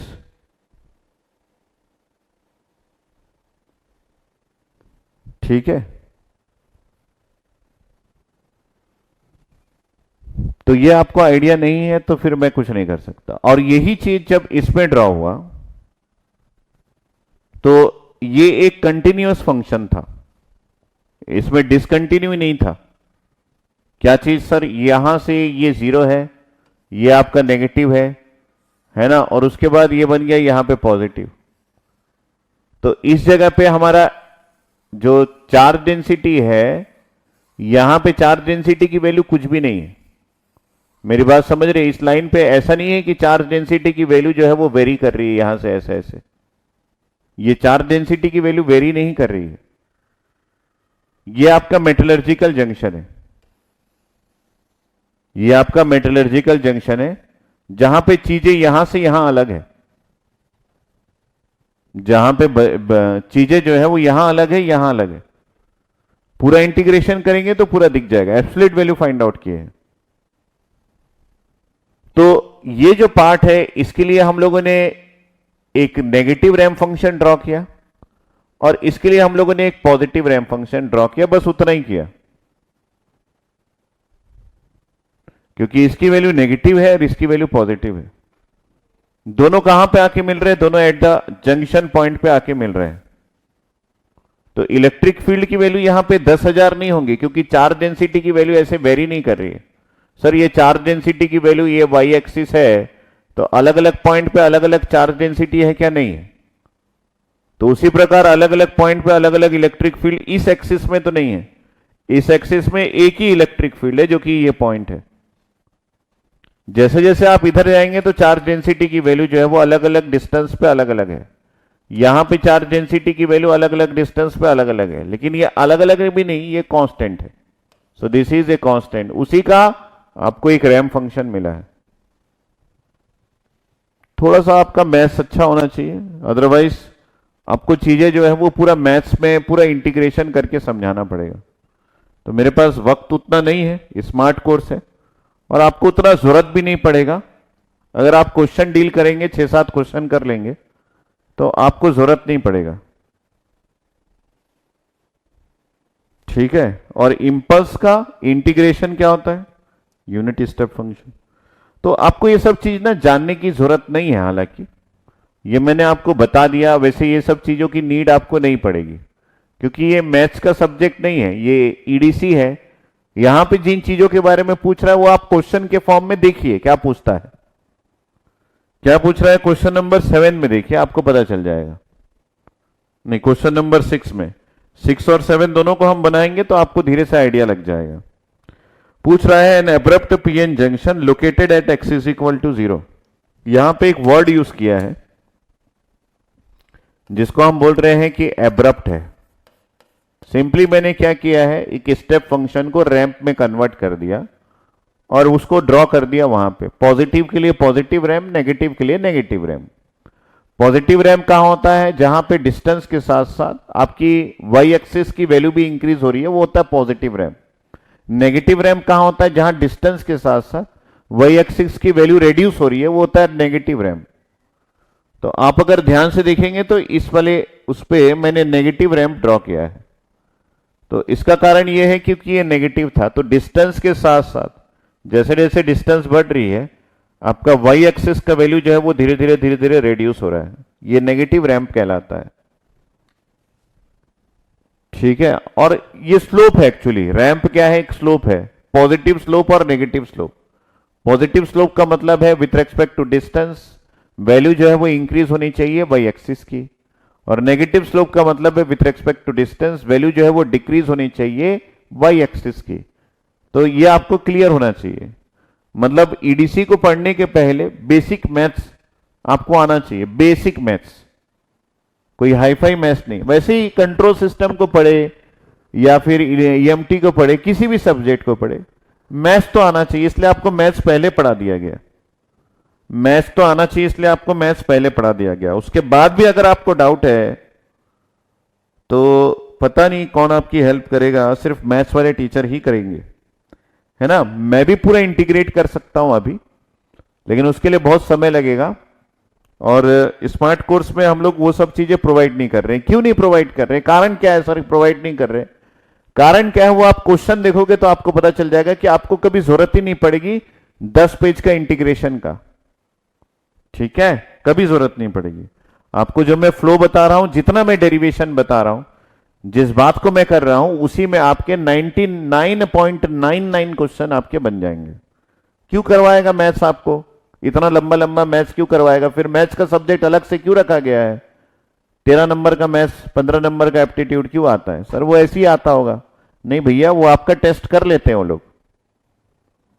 N abrupt PN junction located at X is equal to 0। Abrupt एक वर्ड दिया गया है यहां पे। एब्रप्ट का मतलब होता है सडन या फिर अचानक। तो यहां पे जो है ये सडन है, तो इसका मतलब है अचानक, और इसी को हम लोग स्टेप भी बोलते हैं। तो ये जो स्टेप है इसमें क्या होता है कि आपके पास जो कंसंट्रेशन है एक साइड दूसरे साइड में अचानक चेंज हो जाता है। जैसे कि अगर मैं बात करूं कि मेरे पास एक डायोड है, इस डायोड में बीच में मैंने एक लाइन खींच दिया और यहां पे मैंने डोपिंग कर दी डोनर एटम्स की, एक्सेप्टर एटम्स की, और यहां पे मैंने डोपिंग कर दी डोनर एटम्स की। और यहां पे इन पूरे यहां से यहां तक जो डोपिंग कंसंट्रेशन है वो चेंज नहीं हो रहा है। इसका मतलब है ये यूनिफॉर्मली डोप्ड है। यहां पे भी doping concentration 10 to the power 16 है, यहां पे भी 10 टू द पावर 16 है, यहां पे भी 10 टू द पावर 16 है। और ये पूरे जो है ये पॉजिटिव चार्ज है। और जब आयोन बनेंगे तो ये नेगेटिव बनेंगे, टेंशन नहीं है। लेकिन जब आप इस तरफ आए तो ये सारा चीज बदल गया। अगर हम लोग आयोन्स के रेस्पेक्ट में बात करें तो ये Na माइनस आयोन्स बनेंगे कहां पे, जंक्शन में। तो Na माइनस आयोन्स का मतलब है ये पूरे नेगेटिव चार्ज है, समझना मेरी बात को। और अगर मैं इस तरफ चले जाऊं तो इस तरफ हमारे पास क्या है, डोनर एटम्स है। और डोनर एटम्स की बात करें तो ये कैसा है सर, ये पॉजिटिव आयन देगा Nd प्लस। तो ये क्या देगा, ये अचानक से पॉजिटिव हो जाएगा। तो ये positive 10 to the power of 16। Doping मैंने उतना ही किया है, लेकिन नेगेटिव जो है वो अचानक पॉजिटिव बन गया जंक्शन के अक्रॉस। तो जितना ये नेगेटिव था उतना ही ये पॉजिटिव बन गया, ये आपको पता होगा। बाकी सारे भी डोपिंग कंसंट्रेशन वैसे ही है। तो इस तरीके का जंक्शन जहां पे पॉजिटिव जो है वो अचानक से नेगेटिव बन जाए या नेगेटिव जो है वो अचानक से पॉजिटिव बन जाए, ये तभी पॉसिबल है जब ये दोनों साइड जो है वो यूनिफॉर्मली डोप्ड है। ठीक है, तो इसका एक ऑपोजिट भी होता है, क्या होता है, उसको हम लोग लीनियरली डोपिंग बोलते हैं। तो इसका एक ऑपोजिट भी होता है जिसको हम लोग लीनियर चेंज भी बोलते हैं, लीनियर। तो इसके जंक्शन को हम लीनियर जंक्शन के नाम से भी जानते हैं। ध्यान से सुनिएगा, ठीक है। तो अगर मैं यहां पे बात करूं तो यहां पे हमारे पास है कुछ ऐसा, और बीच में मैंने लाइन खींच दिया एक सेपरेशन के लिए जो कि मेटलर्जिकल जंक्शन है। अब मैं डोपिंग जो ऐसा किया था उसके बदले में डोपिंग को चेंज करता हूं। कैसे चेंज करेंगे, लीनियरली चेंज करूंगा। तो लीनियर चेंज कैसा होता है, मान लीजिए मैंने यहां पे 10 टू द पावर 16 किया, यहां पे 10 टू द पावर 10 कर दिया, और यहां पे 10 टू द पावर 5 कर दिया, उतने ही डिस्टेंस पे। ठीक है, ये चेंज हो रही है कंसंट्रेशन। फिर से अगर इस तरफ गया तो यहां पे 10 टू द पावर 5 कर दिया, यहां पे 10 टू द पावर 10 कर दिया, यहां पे 10 टू द पावर 16 कर दिया। ये देखिए ये लीनियरली डिस्टेंस के अकॉर्डिंग चेंज हो रहा है। ठीक है, तो इस तरीके के डायग्राम में आपके पास यहां पे नेगेटिव आएगा, यहां पे आपके पास पॉजिटिव आएगा। और जब इसके लिए आप जंक्शन के अक्रॉस जो चार्ज डेंसिटी को ड्रॉ करेंगे तो ये चार्ज डेंसिटी कैसा आएगा, तो ये है आपके पास चार्ज डेंसिटी, ये है आपके पास चार्ज डेंसिटी। और ये चार्ज डेंसिटी का ग्राफ आप जब ड्रॉ करेंगे तो आपके पास इस जगह पे चार्ज डेंसिटी ज्यादा है, जैसे जैसे आप यहां पे बढ़ेंगे ये रिड्यूस होते रहेगा। और यहां पे चार्ज डेंसिटी, ये चार्ज डेंसिटी का ग्राफ है। यहां का चार्ज डेंसिटी का ग्राफ कांस्टेंट आएगा, ये नेगेटिव ये पॉजिटिव। यहां का चार्ज डेंसिटी कुछ इस तरीके का बनेगा। तो ये जो चेंज है इसको हम लोग लीनियरली ग्रेडेड बोलते हैं। ये लीनियरली चेंज हो रहा है charge density.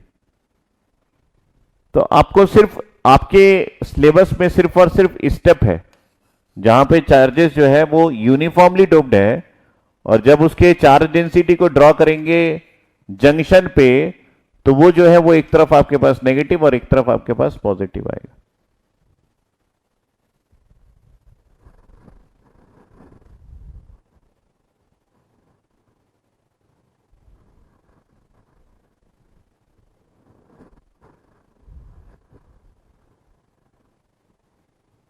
Rehan Ahmad sir, आज DFCCIL का पेपर था और जो आपने कल बेसिक्स ऑफ डायोड पढ़ाया उससे 3 क्वेश्चन आए, सारे कर दिया, वेरी गुड।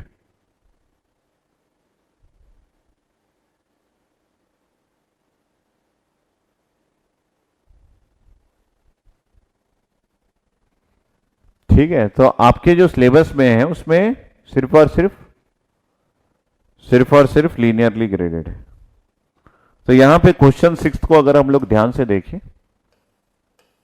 तो यहां पे ये बोल रहा है कि एब्रप्ट है, मतलब यूनिफॉर्म डोपिंग है। एब्रप्ट का सबसे पहला मीनिंग ये होता है कि आपके पास जो पी साइड है वो यूनिफॉर्मली डोप्ड है। क्या है ये, यूनिफॉर्मली डोप्ड डोपिंग किया गया है। और जो एन साइड है ये भी आपका यूनिफॉर्मली डोप्ड है, ये भी कैसा है बेटा, ये भी यूनिफॉर्मली डोप्ड है, दोनों साइड यूनिफॉर्मली डोप्ड है। Concentration with respect to distance change नहीं हो रहा है।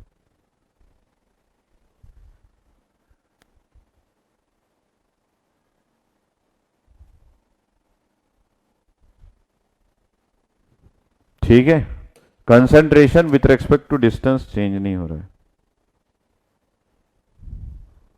अगर concentration with respect to distance change नहीं हो रहा है तो इसका ग्राफ चार्ज डेंसिटी का कैसा बनेगा? सर चार्ज डेंसिटी का ग्राफ तो अभी भी बनाया था क्या? हाँ वही ग्राफ। ये चार्ज डेंसिटी है जो कि कूलम पर सेंटीमीटर क्यूब में है, ठीक है। और एक्स एक्सिस जो है उसको हम लोग ड्रॉ करें तो एक्स एक्सिस में हमारे पास डिस्टेंस है, और डिस्टेंस जो है वो किस में रिप्रेजेंट करते हैं? सेंटीमीटर में या फिर लेंथ है। तो डेफिनेटली अगर ये वाला साइड जो है वो मेरा पी साइड है और ये वाला साइड मेरा एन साइड है, तो इस केस में मेरे पास up to minus X P not जो है वो चार्ज डेंसिटी की वैल्यू 0 होगी। यस, जैसे ही एक्स पी नॉट पे पहुंचूंगा वैसी चार्ज डेंसिटी की वैल्यू यूनिफॉर्म डोपिंग की वजह से ऐसे बन जाएगी। सिमिलरली यहां पे अप टू अगर हम बात करें x N naught, charge density की वैल्यू क्या होगी? सर चार्ज डेंसिटी की वैल्यू 0 होगी, तो मैंने यहां पे 0 बना दिया। उसके बाद यहां पे कैसा बन जाएगा? सर यहां पे एक पॉजिटिव बन जाएगा ऐसा। तो ये नेगेटिव है, ये पॉजिटिव है। तो अगर इस साइड मेरा P है और इस साइड N है तो ये जो वैल्यू है ये मेरा माइनस क्यू इंटू एन है, फिर से मैं बता रहा हूं, और ये जो वैल्यू है ये मेरा plus Q into N D है। सर ये वाई एक्सिस में क्यों लिखे हैं? क्योंकि यही चार्ज डेंसिटी एक्चुअली में, और यही जो है वो ये पॉइंट जो है वो चार्ज डेंसिटी को डिफाइन कर रहा है। ठीक है, तो ये लाइन कांस्टेंट क्यों है? इसके पीछे रीजन है क्योंकि ये है आपका यूनिफॉर्मली डोप्ड, ये है आपका यूनिफॉर्मली डोप्ड। और ये लाइन कांस्टेंट क्यों है? इसके पीछे भी रीजन है क्योंकि ये एरिया भी आपका यूनिफॉर्मली डोप्ड है।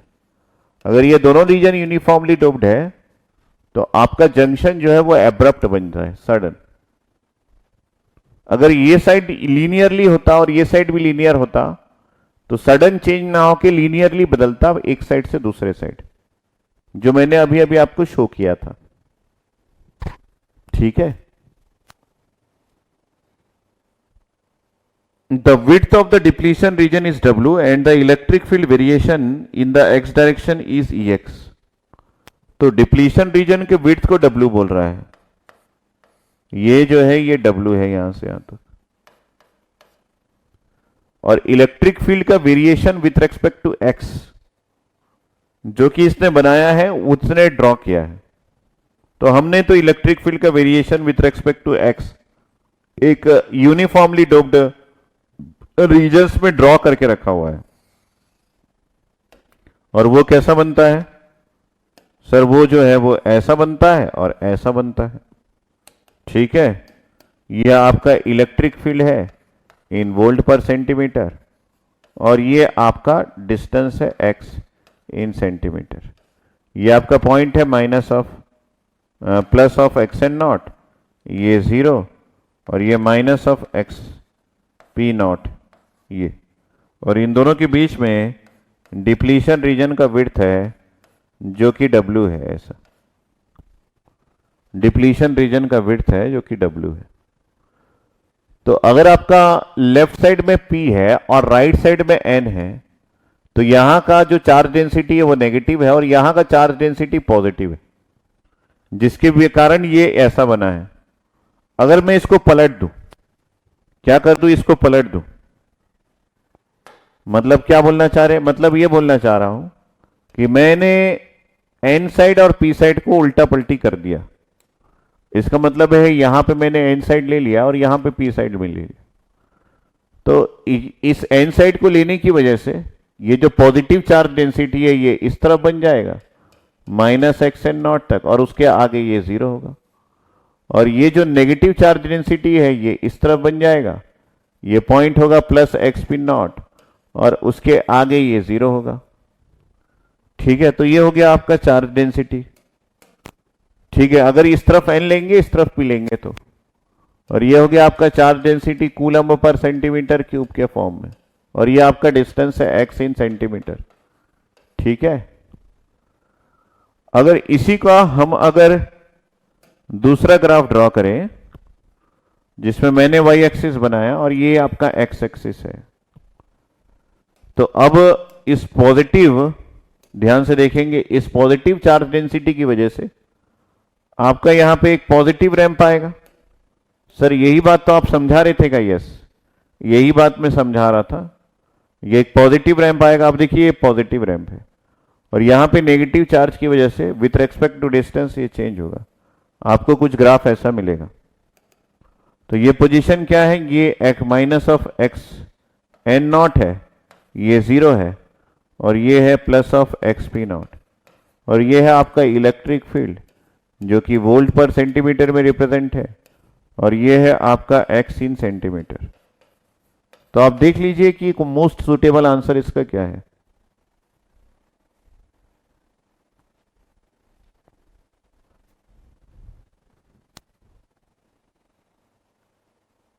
ठीक है, तो सी ऑप्शन जिन लोग भी बोल रहे हैं, सी ऑप्शन में आप ध्यान से देखेंगे तो लेफ्ट में आपका एन है और राइट में आपका पी है। अगर लेफ्ट में एन है राइट में पी है तो आपका ये वाला बनेगा ना, लेकिन वहां पे उल्टा दिया हुआ है। इसका मतलब है ऑप्शन ए इज करेक्ट।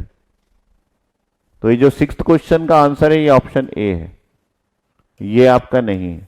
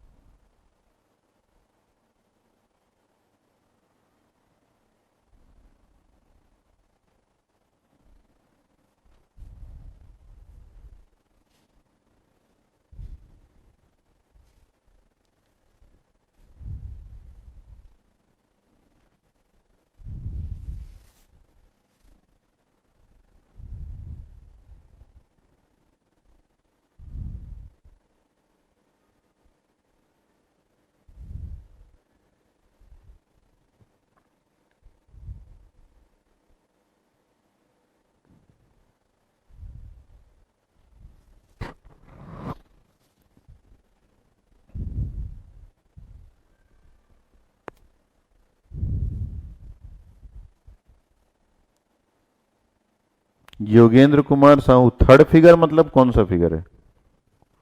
ये 1 2 3 ये वाला थर्ड फिगर कौन सा है एफडीआर? ये समझ में नहीं आया। कौन सी चक्की का आटा खा रहे हो भाई?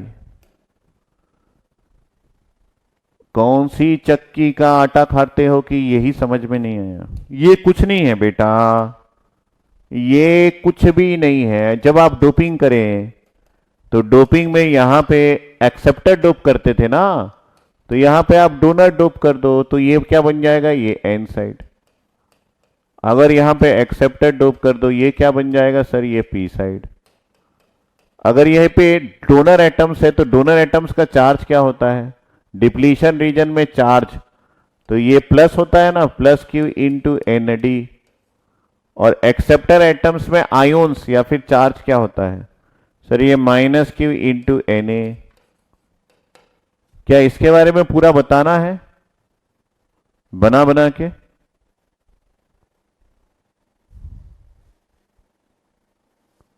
योगेंद्र कुमार साहू, तो और इसके लिए क्या है? इसके लिए इसका उल्टा है। इस साइड आपने पी से, लेफ्ट साइड में पी से डोपिंग किया, राइट साइड में एन से डोपिंग किया।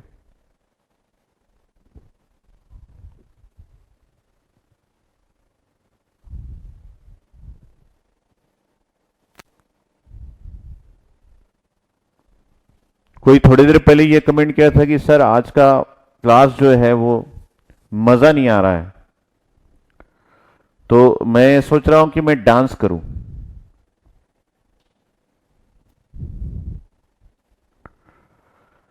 कि मतलब नाचूं गाऊं, क्या करूं? बताइए तो सही आप लोग।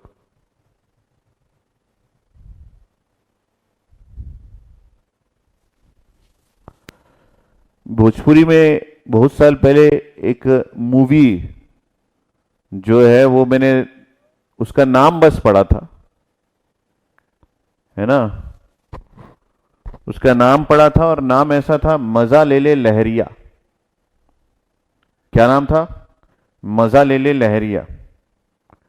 तो मतलब मेरे ईडीसी की क्लास में मतलब आप लोग मजा लेने के लिए आते हैं, पढ़ने के लिए कोई नहीं आता क्या? तो मैं अपने ईडीसी का क्लास आगे से ऐसा रखूंगा,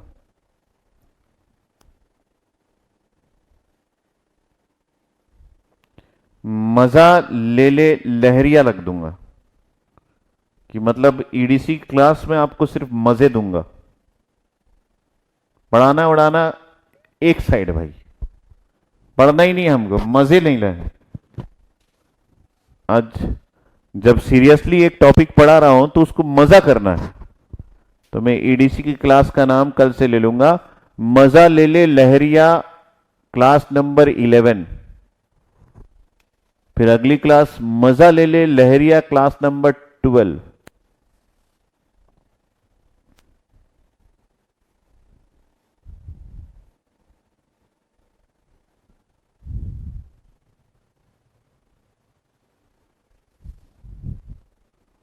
ठीक है?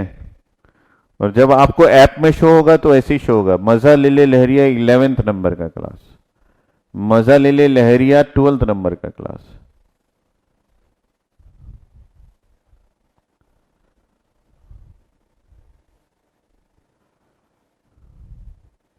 देखिए मुकेश यादव, आज मेरे कॉलेज में जाकिर खान आया है। हाँ, उसको बंदे को मैं नाम नहीं लेना चाहता, वो मायूस हो जाएगा। सर आज मेरे कॉलेज में जाकिर खान आया है, फिर भी मैं आपकी क्लास देख रहा हूं, तो मतलब इसको मजा यहीं पे आ रहा होगा।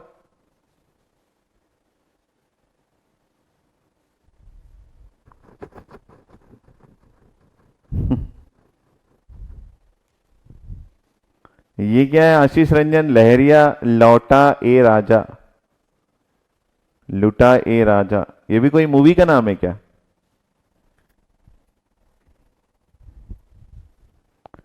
तो आप लोग को गेट क्रैक करना है या फिर मजा लेना है या फिर पढ़ना है? आप लोग डिसाइड करके आ जाओ यार। तो अगर जाकिर खान आया है तो वहां पे चले जाओ।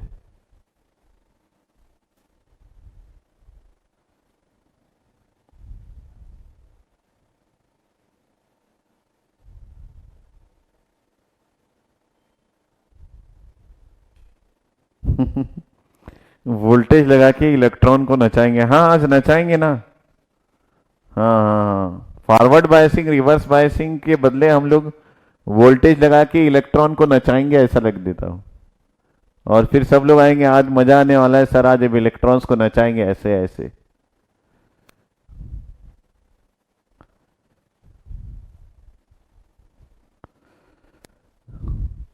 मतलब डेरिवेशन में थोड़ा सा कराऊं तो आप लोग का मजा खत्म हो जाता है। दो चार लाइन अभी नहीं लिखा, मैं तो उस समय पढ़ा नहीं, जब मैं इस डेरिवेशन को करवा रहा था तब वो लिखा कि सर क्लास में मजा नहीं आ रही। क्लास तो अभी भी शुरू हुआ है, एक पेज भी नहीं हुआ, ये पहला पेज था, ये दूसरा पेज था, तीसरे पेज में उसने बोल दिया कि सर क्लास मजा नहीं आ रहा है। तो मैंने बोला कि चला जा भाई, अगर क्लास मजा नहीं आ रहा है तो चला जा।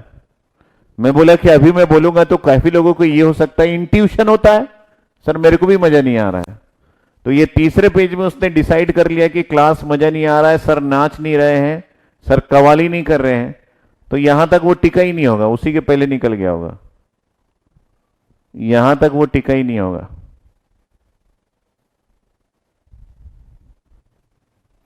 तो जो सब्जेक्ट को एंजॉय नहीं कर रहे हैं उसको हर एक सेकंड में मजा आना चाहिए। तो भैया मैं हर एक सेकंड में मजा नहीं दे सकता, ठीक है? और आप लहरिया नहीं हो कि हर एक सेकंड का मजा लो।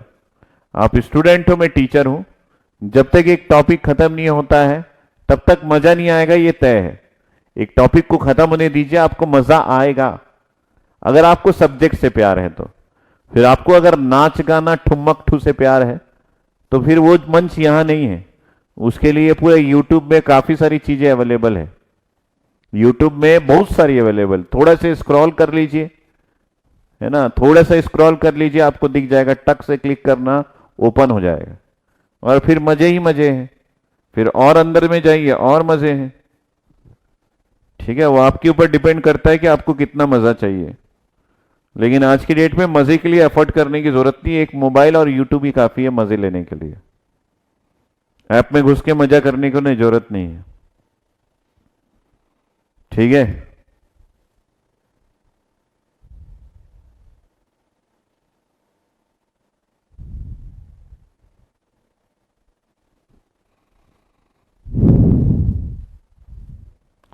ठीक है। तो ये क्वेश्चन हम लोगों ने बनाया, इसमें सिर्फ एक ही काम किया गया था कि हमारे पास इन जनरल लेफ्ट साइड में पी होता था, राइट साइड में एन होता था, और यहां पे एक्चुअली उसने राइट साइड में लेफ्ट साइड में एन और राइट साइड में पी कर दिया, मतलब इसको इंटरचेंज कर दिया। तो इंटरचेंज कर दिया तो हमारा ये होता था कि ये पी होता था, ये एन होता था, उसने यहां पे एन कर दिया और यहां पे पी कर दिया, तो साइड को इंटरचेंज कर दिया। तो इलेक्ट्रिक फील्ड का जो आपका ग्राफ था वो उल्टा हो गया और चार्ज डेंसिटी भी पलट गया। ठीक है,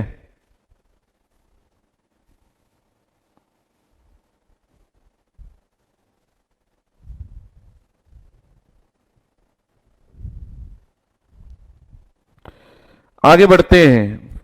ठीक है, आगे बढ़ते हैं dear, without any fear.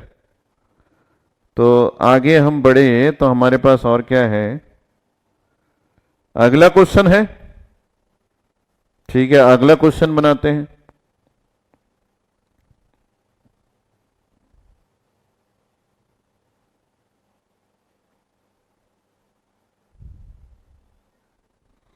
Question number 7, question number 7, देखते हैं आप लोग को मजा आता है कि नहीं आता है।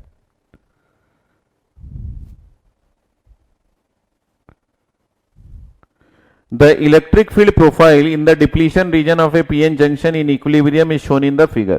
तो यहां पे एक इलेक्ट्रिक फील्ड का प्रोफाइल बना हुआ है, तो मैं उस प्रोफाइल को आपके सामने बना देता हूं और आप उसको देख के कुछ कुछ बताना तो मेरे को क्या चीज है। तो ये प्रोफाइल कुछ ऐसा बना हुआ है कि यहां पे आपके पास एक इलेक्ट्रिक फील्ड है जिसकी वैल्यू कुछ इस तरीके से है, और ये जो पॉइंट है इस पॉइंट को रिप्रेजेंट किया गया था माइक्रोमीटर में है। तो ये जो लाइन है ये माइक्रोमीटर में है, ये डिस्टेंस एक्स है। हम भी यही बनाते हैं, लेकिन ये सेंटीमीटर में होता है, ये माइक्रोमीटर में है। इस पॉइंट को 0.1 लिखा गया है, और ये पॉइंट हमारा 0 है, और ये पॉइंट हमारे पास 0.5 है, और यहां पे हमारे पास 1.0 माइक्रोमीटर का डिस्टेंस है। वाई एक्सिस हमारे पास इलेक्ट्रिक फील्ड है जिसकी वैल्यू है यहां पे वोल्ट पर सेंटीमीटर। तो ये इलेक्ट्रिक फील्ड का ग्राफ है एक पीएन जंक्शन डायोड का। इसको देखते ही मेरे दिमाग में कुछ बातें आई, चकाचौंध हुई। वो क्या है कि भाई यहां पे जब डायोड बनाया गया होगा ना, इस डायोड में साइड्स को फिर से उल्टा किया गया होगा। क्या बोल रहे हो सर? इस डायोड में साइड्स में फिर से हेराफेरी किया गया है। जो हम लोग इन जनरल बनाते हैं वैसा नहीं है। क्या साइड में ये हेराफेरी किया गया, ये हेरा और ये फेरी किया गया है कि भाई आपके साइड्स जो है उसमें, है ना, थोड़ा सा दूर से बनाते हैं, उसमें जो पी साइड है और एन साइड है उसके साइड्स को फिर से बदला गया। तो इन जनरल हमारे पास ये जो है ये पी होता है और ये एन होता है। हम लोग जब बनाते हैं तो लेफ्ट साइड में पी बनाते हैं, राइट साइड में एन बनाते हैं।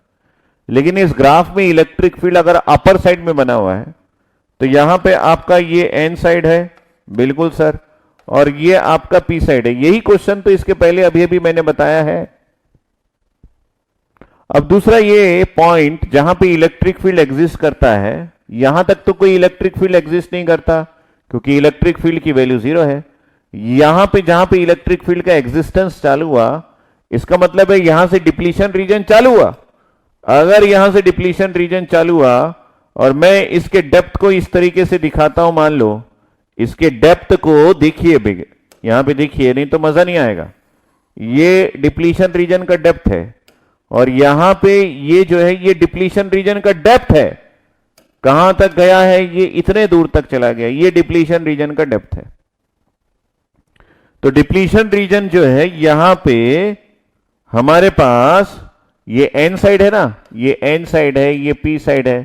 तो एन साइड में minus of x N naught है, ये जीरो है, ये और ये plus of x P naught है।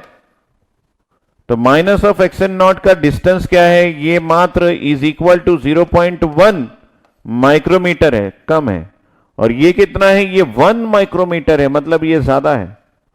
तो डिप्लीशन रीजन हमेशा किस तरफ पेनिट्रेट करता है? जिस तरफ लेस डोप साइड है। इसका मतलब है इस डिप्लीशन रीजन के डेप्थ ऑफ पेनिट्रेशन से हम लोग एक बात को कंक्लूड कर सकते हैं कि पी साइड की डोपिंग जो है वो लेस डोपिंग हुई है।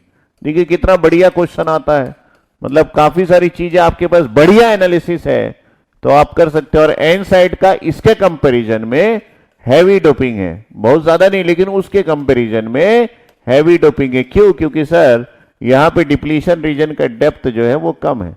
तो depletion region always penetrates towards the lightly doped side. Depletion region का पेनिट्रेशन जो है वो लाइटली डोप्ड साइड की ओर है। अब ये क्वेश्चन आता है कि सर मेरे को ये बताइए तो सही कि ये रीजन यूनिफॉर्मली डोप्ड है कि नहीं है। क्या ये रीजन यूनिफॉर्मली डोप्ड है? और क्या ये रीजन भी यूनिफॉर्मली डोप्ड है? ये कोई मेरे को बताएगा क्या? ये रीजन भी यूनिफॉर्मली डोपिंग किया गया है कि नहीं किया गया है?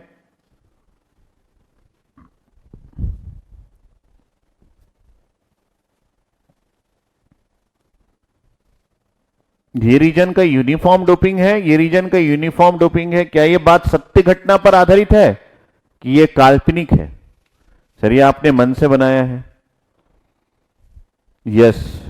तो यहां पे पर्यांत और एन साई शशांक जो इन जनरल कमेंट करते नहीं, देखो कितने अच्छे बच्चे हैं, इनको समझ में आया कि ये सही बात है भाई, ये यूनिफॉर्म डोपिंग किया गया है ना।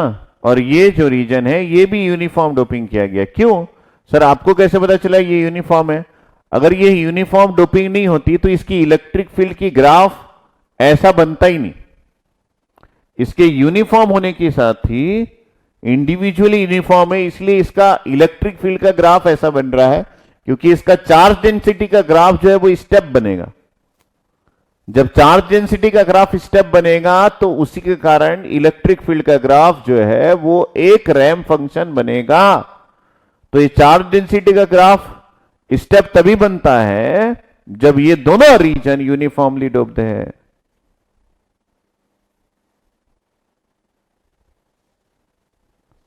ठीक है, ये दोनों रीजन यूनिफॉर्मली डोप्ड है। इसका मतलब है कि ये भी सत्य है कि ये रीजन यूनिफॉर्मली डोप्ड है और दूसरा रीजन भी यूनिफॉर्मली डोप्ड है। तो यहां पे ऑप्शन को पढ़ते हैं हम लोग, सेवेंथ क्वेश्चन बना रहे हैं ना, सेवेंथ क्वेश्चन के ऑप्शन को पढ़ते हैं बेटा। ठीक है, देखिए क्वेश्चन बनाएंगे तो मजा आएगा। The left side of the junction is an and right side is P. क्या ये सत्य घटना पर आधारित है? यहां पे हम लोग को नॉट ट्रू फाइंड आउट करना है। कहीं भी नॉट ट्रू लिखा रहेगा तो उसको नॉट ट्रू, आप एग्जाम में केयर करना कि भाई नॉट जैसी दिख गया ना, उसको एक अंडरलाइन कर देना कि भाई not true, not true find out करना है। The left side of the junction is an type and right side is P type. देखिए लेफ्ट साइड एन है, राइट साइड पी है, मजा आ गया। तो मजा आ गया तो लिख देते हैं, जिनको जिनको मजा चाहिए था, कि आपका ए ऑप्शन जो है वो राइट है, लेकिन आपको रॉन्ग आंसर सेलेक्ट करना है। तो ये इस क्वेश्चन का सही आंसर नहीं है। ये जो है वो सत्य घटना पर आधारित है। लिखा है both the n type and p type depletion region are uniformly doped. मतलब बी के लिए भी वो राइट है, ये भी राइट है, राइट मतलब राइट है। तो इस क्वेश्चन का आंसर ये भी नहीं है। आप ही ने बताया ना कि ये भी यूनिफॉर्मली डोप्ड। ठीक है, थर्ड पॉइंट लिखा है the potential difference across the depletion region is 700 millivolt. तो सी जो है वो potential difference in depletion region V naught की बात कर रहा है, और ये 700 मिली वोल्ट के बारे में बात कर रहा है। और चौथा है डी ऑप्शन।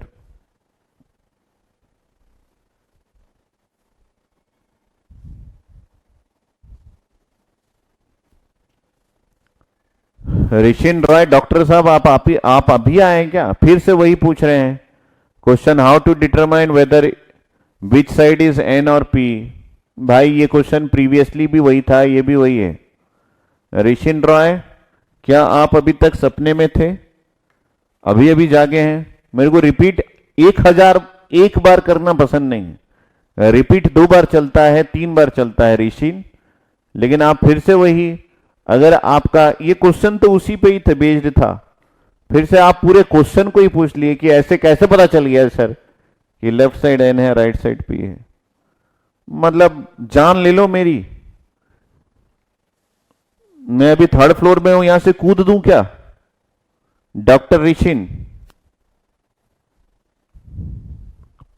यहां से मैं जंप कर दूं क्या यार? बताओ यार, तुम लोग पढ़ना है या मजे करना है या रिपीट करना है या जिंदगी जीना है?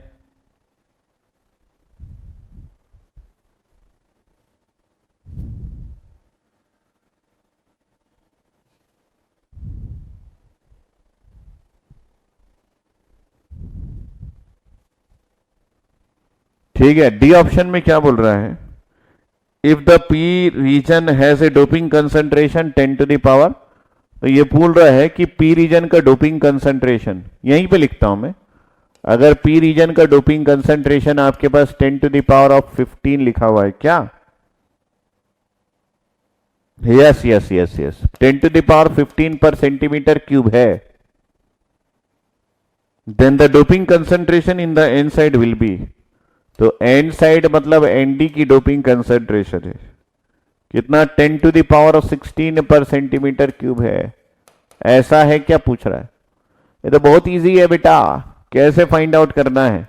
देखो हमारे पास एक बहुत ही गजब का जबरदस्त हिम्मत वाला फार्मूला है।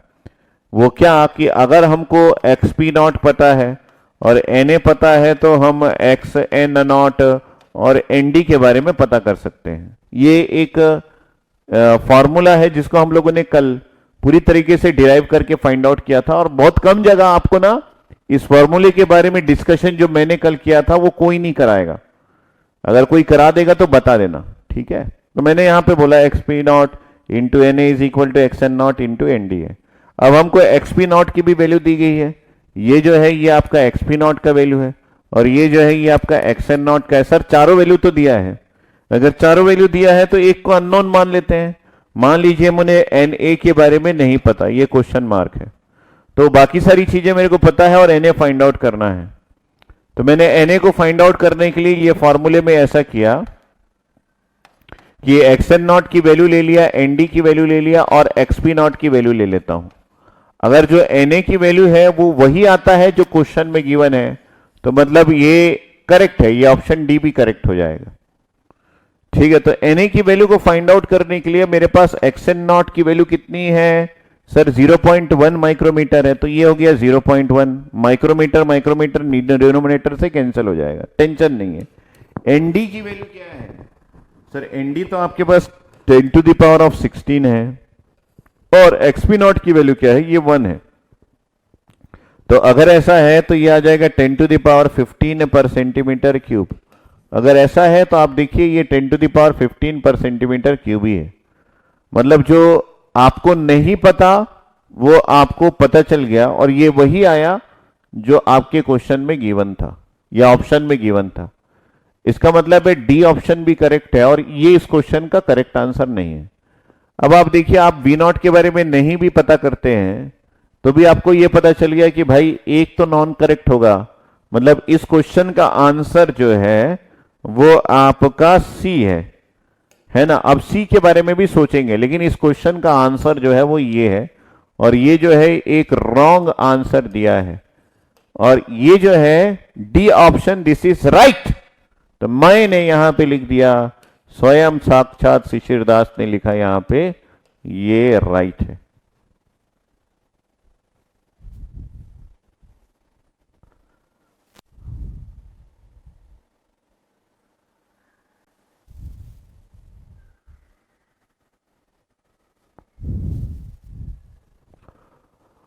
तो अब वी नॉट की वैल्यू 700 मिली वोल्ट दी गई है।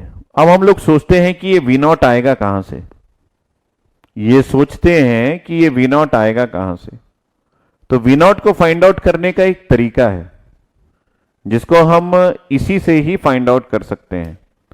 मान लीजिए मेरे पास यहां पे चार्ज डेंसिटी है, ये मेरा एन साइड है, ये मेरा पी साइड है, और सबसे पहले मैं चार्ज डेंसिटी का ग्राफ बना रहा हूं। चार्ज डेंसिटी मतलब क्या सर? चार्ज डेंसिटी का मतलब है कि वाई एक्सिस जो है वो चार्ज डेंसिटी है कूलम्ब पर सेंटीमीटर क्यूब, और एक्स एक्सिस जो है चार्ज डेंसिटी है कूलम्ब पर centimetre cube, x axis distance है इन सेंटीमीटर मान लेते हैं। तो चार्ज डेंसिटी का ग्राफ यहां कैसे बनेगा सर? यहां पॉजिटिव बनेगा यूनिफॉर्म डोपिंग की वजह से स्टेप, और यहां पे आपका नेगेटिव बनेगा। ये आपने बना दिया, चलो ठीक है। अब इसका इलेक्ट्रिक फील्ड का ग्राफ कैसे बनेगा सर? मतलब क्या ही बताऊं आपको, अब तो भैया आप जो है वो पढ़ाना छोड़ दो, क्योंकि हम जो है वो आपसे ज्यादा जानते हैं। कैसे सर? ये इलेक्ट्रिक फील्ड का ग्राफ अपसाइड बनेगा ऐसा। और ये जो पॉइंट्स है, इन पॉइंट्स के बारे में आप अगर हमसे पूछे तो ये minus of x N naught है, ये जीरो है, ये plus of x P naught है, ठीक है। ये इलेक्ट्रिक फील्ड है इन वोल्ट पर सेंटीमीटर, और ये आपका है एक्स इन सेंटीमीटर। और अपसाइड डाउन आपने अपसाइड बनाया है, इसका मतलब है ये आपका minus of x N naught है, ये आपका plus of x P naught है, और ये जीरो है। इसके लिए हम लिखेंगे this is minus of Q into N A है, और इसके लिए लिखेंगे this is plus of Q into N D है। ये सब हो गया आपका। ये जो फॉर्मूला ये जो आया है सर, ये इसी फॉर्मूले से आया, electric field is equal to charge density को इंटीग्रेट करेंगे विथ रेस्पेक्ट टू डिस्टेंस, और डिनोमिनेटर में एप्सिलॉन आएगा क्योंकि ये पॉइसन इक्वेशन को यूज किया गया है। अब हमको अगर इसमें वोल्टेज के बारे में सोचना है कि इसी ग्राफ के थ्रू हमको अगर वोल्टेज फाइंड आउट करना है तो कैसे करेंगे सर? वोल्टेज तो बड़ा आसान है। वो कैसे बेटा? सर वोल्टेज को फाइंड आउट करने के लिए आपने एक फॉर्मूला लिखा था ना, E is equal to d v by D x. Sir आपने जैसे इसको किया ना, इसको भी कर दीजिए, dv को बाहर निकाल लीजिए और E dx कर दीजिए, है ना। तो आपके पास v आ जाएगा, that is E of dx, ठीक है। तो इलेक्ट्रिक फील्ड और dx ये दोनों इधर पे है। तो अगर आपने गुरुपाल सर से मैथ्स पढ़ा है तो बिना मैथ्स के ईडीसी तो नहीं बनता, कंट्रोल भी नहीं बनता, डिजिटल भी नहीं बनता, कोई नहीं बनता।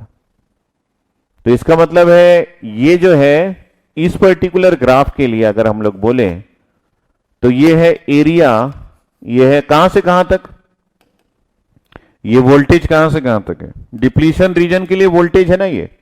तो ये minus of x N naught से ये एक्स पी नॉट के बीच में है।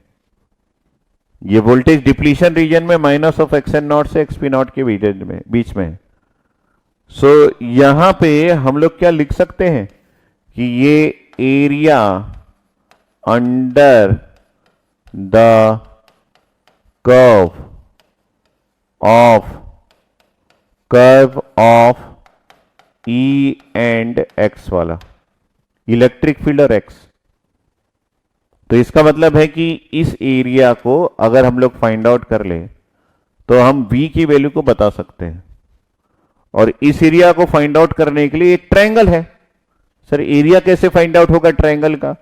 अरे भैया क्या ही बताऊं तेरे को, जो तू एक चीज सोचता ही नहीं है, area is equal to base into height. तो यहां पे ई नॉट को लगा दे, और इन दोनों के बीच के डिस्टेंस को क्या बोला जाता है? सर यहां पे आप कर दीजिए ना डिस्टेंस। सर पूछिए मत क्या बोला जाता है। नहीं पूछता भाई, आप लोग पूछने से मना करते हो तो पूछना छोड़ देता हूं, सिर्फ करता हूं, ठीक है। तो यहां पे क्या आ जाएगा? हाफ। और इलेक्ट्रिक फील्ड की वैल्यू आपको ग्राफ में दिया हुआ है,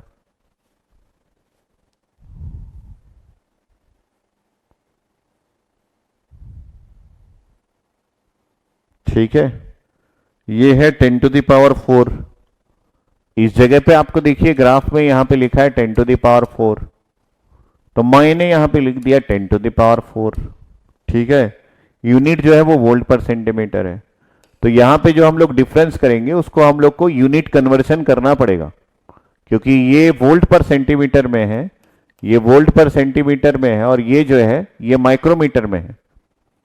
तो एक्सपी नॉट की वैल्यू क्या है? ये आपके पास 1.0 है, माइनस ये है 0.1, ठीक है। तो ये दोनों जो है वो प्लस हो जाएगा, कोई टेंशन नहीं है। लेकिन आपको यहां पे माइक्रोमीटर में है तो इसको सेंटीमीटर में कन्वर्ट करने के लिए 10⁴ को मल्टीप्लाई भी करना पड़ेगा। सॉरी, -4 को 10⁻⁻6 मल्टीप्लाइड बाई 10⁻², दैट इज 10⁻⁻4। तो ये जो -4 है ये +4 कैंसिल आउट हो जाएगा और आपको यहां पे मिल जाएगा लगभग 550, 0.55।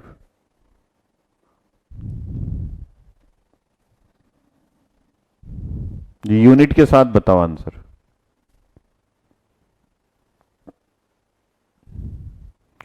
तो यहां पे आपको लगभग मिल जाएगा 550 मिलीवोल्ट पर सेंटीमीटर। नहीं नहीं, क्योंकि यहां पे सिर्फ हम लोगों ने ये मिलेगा, ये इलेक्ट्रिक फील्ड नहीं, वोल्टेज की वैल्यू फाइंड आउट की है, ठीक है।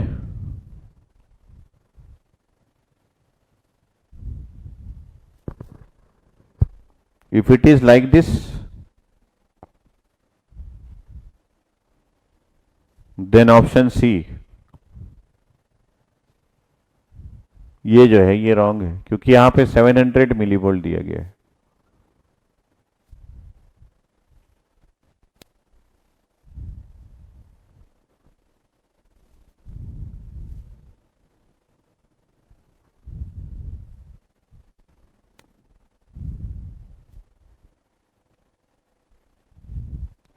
रमनदीप सिंह मुझसे पूछ रहे हैं कि इलेक्ट्रिक फील्ड 10⁴ कैसे आया। तो कोई रमनदीप को आंसर करना चाहेगा क्या? ये कहां से आया? ये गॉड ने हमको दिया, और गॉड कौन है?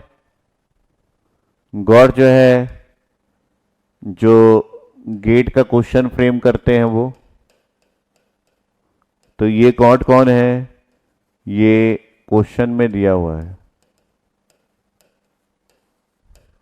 तो कोई भी चीज आप इस पोर्टल में लिखने से पहले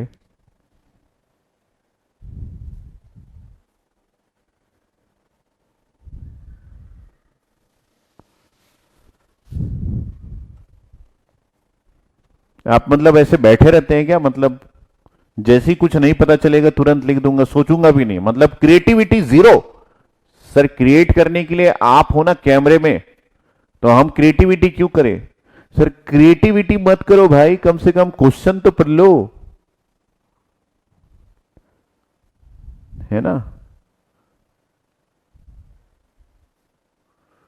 क्रिएटिविटी मत करो भाई, क्वेश्चन तो पढ़ लो। एकदम एब्सेंस माइंड में क्यों बैठते हो? मतलब गेट नहीं निकाल पाओगे ऐसे में, सही बता रहा हूं। मतलब अगर मेरे को ऐसा ही फॉलो करने लग गए कि सर जो लिखेंगे वही हम कॉपी में उतारेंगे, तो नहीं निकलेगा भाई गेट, मतलब तय है 100%। सर आप डिमोटिवेट कर रहे हो। मैं डिमोटिवेट नहीं कर रहा हूं, सच्चाई दिखाना अगर डिमोटिवेट होता है तो मैं कर रहा हूं।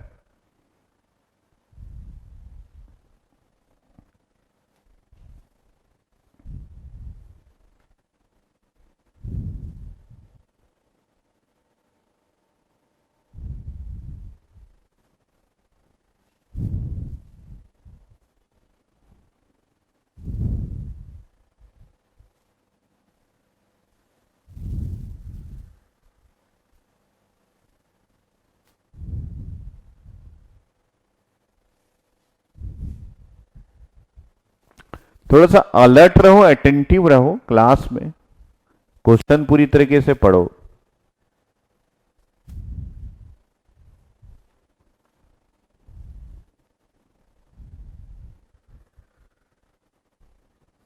इसके बाद क्वेश्चन को बनाओ।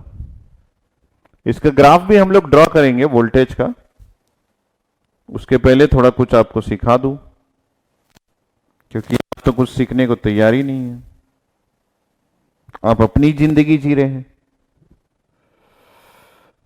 मतलब कमेंट देख के जो है सांसें फूल जाती है, आंखें उलट जाती है, चेहरे का चमक जो है वो गुल हो जाता है। और स्ट्रेस जो है वो इतना बढ़ जाता है कि स्ट्रेच मैनेजमेंट भी नहीं कर पाता मैं।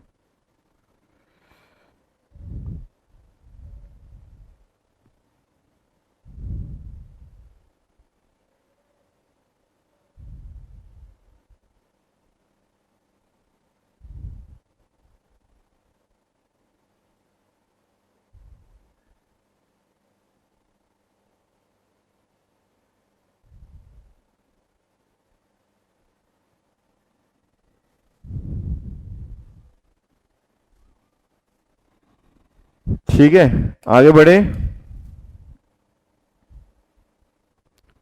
क्वेश्चन नंबर 8 को बना लीजिए। क्वेश्चन नंबर 8 बनाने से पहले कुछ बातें और बता देता हूं मैं, कुछ बातें और मुलाकातें और कुछ कुछ बता देता हूं मैं कि हम लोगों ने फाइंड आउट कर लिया यहां पे इलेक्ट्रिक फील्ड का फॉर्मूला, और ये ई नॉट है, that is equal to minus Q into N D into x N naught divided by epsilon. ये हमको पता है, परमिटिविटी के बारे में भी पता है, सब कुछ पता है। या फिर इसी फॉर्मूले को हम यहाँ पे minus Q into N A into x P not divided by epsilon के बारे में लिख सकते हैं। ये दोनों फॉर्मूला कब आएगा? ये दोनों फॉर्मूला उस समय आएगा जब आपके पास लेफ्ट साइड में, ठीक है, लेफ्ट साइड में पी रीजन है और आपके पास राइट साइड में एन रीजन है। अगर ऐसा है, अगर ऐसा नहीं है तो ये वैल्यू पॉजिटिव भी आती है, ठीक है, ऐसा नहीं है तो ये वैल्यू पॉजिटिव भी आती है। अब हम इस वैल्यू को यूज करके एक वैल्यू को और फाइंड आउट, एक एक्सप्रेशन और फाइंड आउट करने वाले हैं जो कि कहलाता है डिप्लीशन रीजन का विड्थ। ध्यान से सुनते रहेंगे। ये कहलाता है क्या? ये कहलाता है डिप्लीशन रीजन का विड्थ हम लोग फाइंड आउट कर सकते हैं। डिप्लीशन रीजन का विड्थ हम लोग फाइंड आउट कर सकते हैं।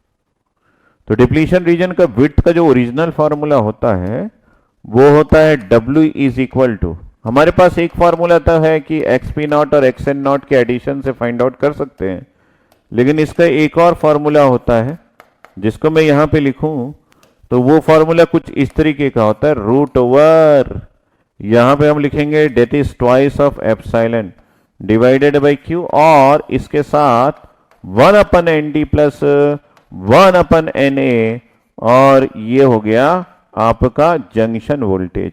ये फॉर्मूला होता है। तो सबसे इंपॉर्टेंट तो ये है डेरिवेशन करने से पहले कि आप इस फॉर्मूले को ध्यान से देखें और इसके एक एक पैरामीटर में विचार विमर्श कर ले और याद भी कर ले, इस फॉर्मूले को याद भी कर ले, इस फॉर्मूले को, अगर आप गेट को क्रैक करना चाहते हैं तो। बाकी सारी चीजें मैं इसके बारे में बताऊंगा।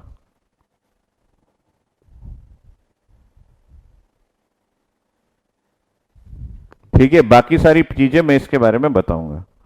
तो यहां पे W जो है आपका क्या है सर? W है यहां पे width of depletion region, width of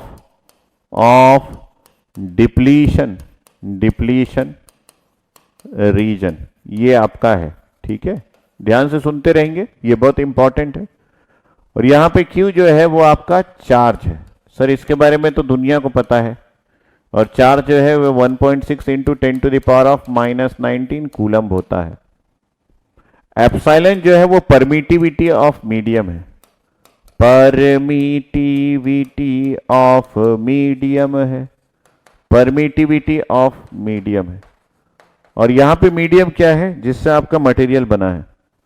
तो यहां पे मीडियम है आपका silicon, silicon is the medium. अगर परमिटिविटी ऑफ मीडियम है तो एप्सिलॉन को epsilon r epsilon silicon relative epsilon naught epsilon silicon से फाइंड आउट कर सकते हैं रिलेटिव परमिटिविटी ऑफ सिलिकॉन। ये मैंने आपको पहले भी बता दिया है। एनडी है आपके पास डोनर एटम का कंसंट्रेशन, एनडी है डोनर एटम का कंसंट्रेशन, और Na है आपके पास एक्सेप्टर एटम का कंसंट्रेशन, एक्सेप्टर एटम का कंसंट्रेशन। सबके बारे में आपको पता होगा, फिर भी मैंने बता दिया। मैं सबको बताने के मेरे पीछे रीजन क्या है कि मैं ये बताना चाहता हूं कि वीजे एक्चुअली क्या है। सर वीजे कौन? वीडियो जॉकी नहीं। वीजे का मतलब है ये है जंक्शन वोल्टेज। ये मेरे लिए इंपॉर्टेंट है, जंक्शन का वोल्टेज। ठीक है। और ये जो जंक्शन वोल्टेज है ये एक्चुअली ये जे है, जे। मैं आई जैसा लिखता हूं लेकिन ये जे है। जंक्शन वोल्टेज जो है वो वी नॉट है। ये जंक्शन वोल्टेज जो है ये वी नॉट है। वी नॉट का मतलब है ये ओपन सर्किटेड वोल्टेज है। ओपन सर्किटेड वोल्टेज, जब डायोड आपका ओपन सर्किट कंडीशन में उस समय का वोल्टेज है ये। ठीक है।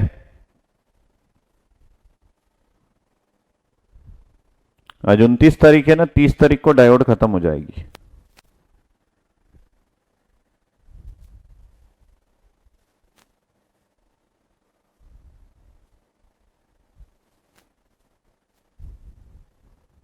लेकिन ये जो जंक्शन वोल्टेज है ये ओपन सर्किटेड कंडीशन में सिर्फ वी नॉट है।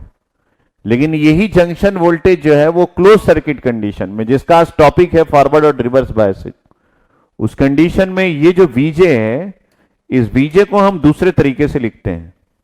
अगर आप इस डायोड को फॉरवर्ड बायस कर देते हैं तो मैं यहां पे लिख देता हूं इफ फॉरवर्ड बायस्ड। आज देखेंगे इसके बारे में और उसके बाद हम लोग एनालिसिस भी करेंगे। अगर आप इसको फॉरवर्ड बायस कर देते हैं तो फॉरवर्ड बायस में ये जो वीजे है ये आपका हो जाएगा V naught minus, V naught जो है ये माइनस जो भी आप वोल्टेज अप्लाई करोगे फॉरवर्ड बायस कंडीशन में वो वैल्यू आ जाएगी। तो यहां पे उसको आप वीडी लिख दें या फिर वीएफ लिख दें। अगर आपका ये रिवर्स बायस है, अगर आपने यहां पे रिवर्स बायस किया है, देखेंगे इसके बारे में, तो ये जो वीजे है ये हो जाएगा आपका V naught minus of VD. इसका मतलब है रिवर्स में ये वी नॉट प्लस वीडी हो जाएगा। सर ये वीडी वीडी क्या बोल रहे हैं? ये जो वीडी है भाई साहब ये बहुत इंपॉर्टेंट है। ये वीडी जो है वो अप्लाइड टर्मिनल वोल्टेज है, अप्लाइड टर्मिनल वोल्टेज है, टर्मिनल वोल्टेज है। और ये जो अप्लाइड टर्मिनल वोल्टेज है भाई साहब, ये जो अप्लाइड टर्मिनल वोल्टेज है ये क्या है? ये अप्लाइड टर्मिनल वोल्टेज है, ये वीडी। तो इसको हम क्या लिख सकते हैं? अगर ये फॉरवर्ड बायस केस में है तो ये वीएफ के फॉर्म में भी लिख सकते हैं, वीडी के फॉर्म में भी लिख सकते हैं। अगर ये रिवर्स बायस के केस में है तो इसको वीआर के फॉर्म में लिख सकते हैं या फिर माइनस ऑफ वीडी के फॉर्म में भी। तो इतना सारा नहीं बताता, वो जब यूज करेंगे तब ये हो जाएगा।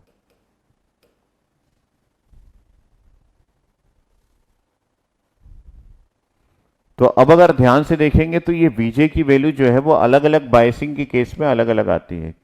क्यों आती है, कैसे आती है, वो हम बताएंगे, लेकिन फॉर्मूले को ध्यान से समझ लो।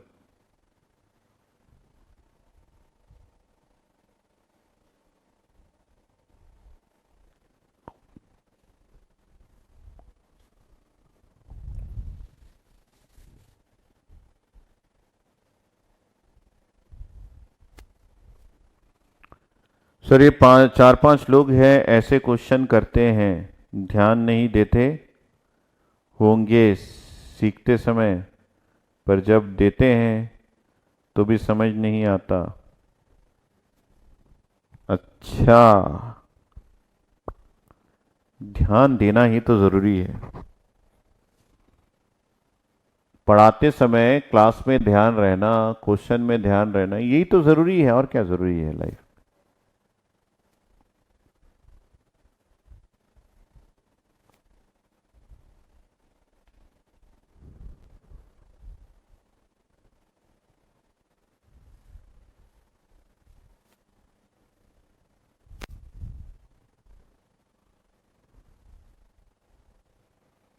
बीजे ये इसका कोई डेफिनेशन नहीं है, इसको आपको विजुलाइज करना है। मैं आपको दिखाऊंगा कि ये क्या है, इसका विजुलाइजेशन है।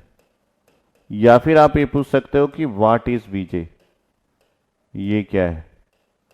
तो बीजे जो है ये आपका जंक्शन के अक्रॉस जो वोल्टेज डेवलप होगा, सो वाट पूछेंगे तो this is the voltage exist at the junction of diode. Diode के जंक्शन में जो वोल्टेज रहेगा, जैसे फॉर एग्जांपल अगर हम लोग देखें तो जब हम ओपन सर्किटेड कंडीशन में रखे थे तो डायोड के जंक्शन में जो वोल्टेज आया वो वी नॉट आया, और वी नॉट को आप कैसे भी फाइंड आउट करो, के टी अपन क्यू उसके साथ l n n D into N A divided by n i square, इससे भी फाइंड आउट कर सकते हो।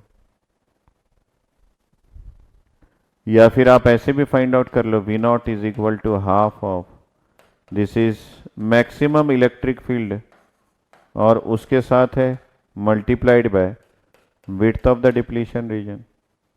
तो ओपन सर्किटेड कंडीशन में आप ऐसे फाइंड आउट कर सकते हो। और ये जो है यही जंक्शन वोल्टेज है। ये क्या है बेटा? यही आपका junction voltage open circuited condition.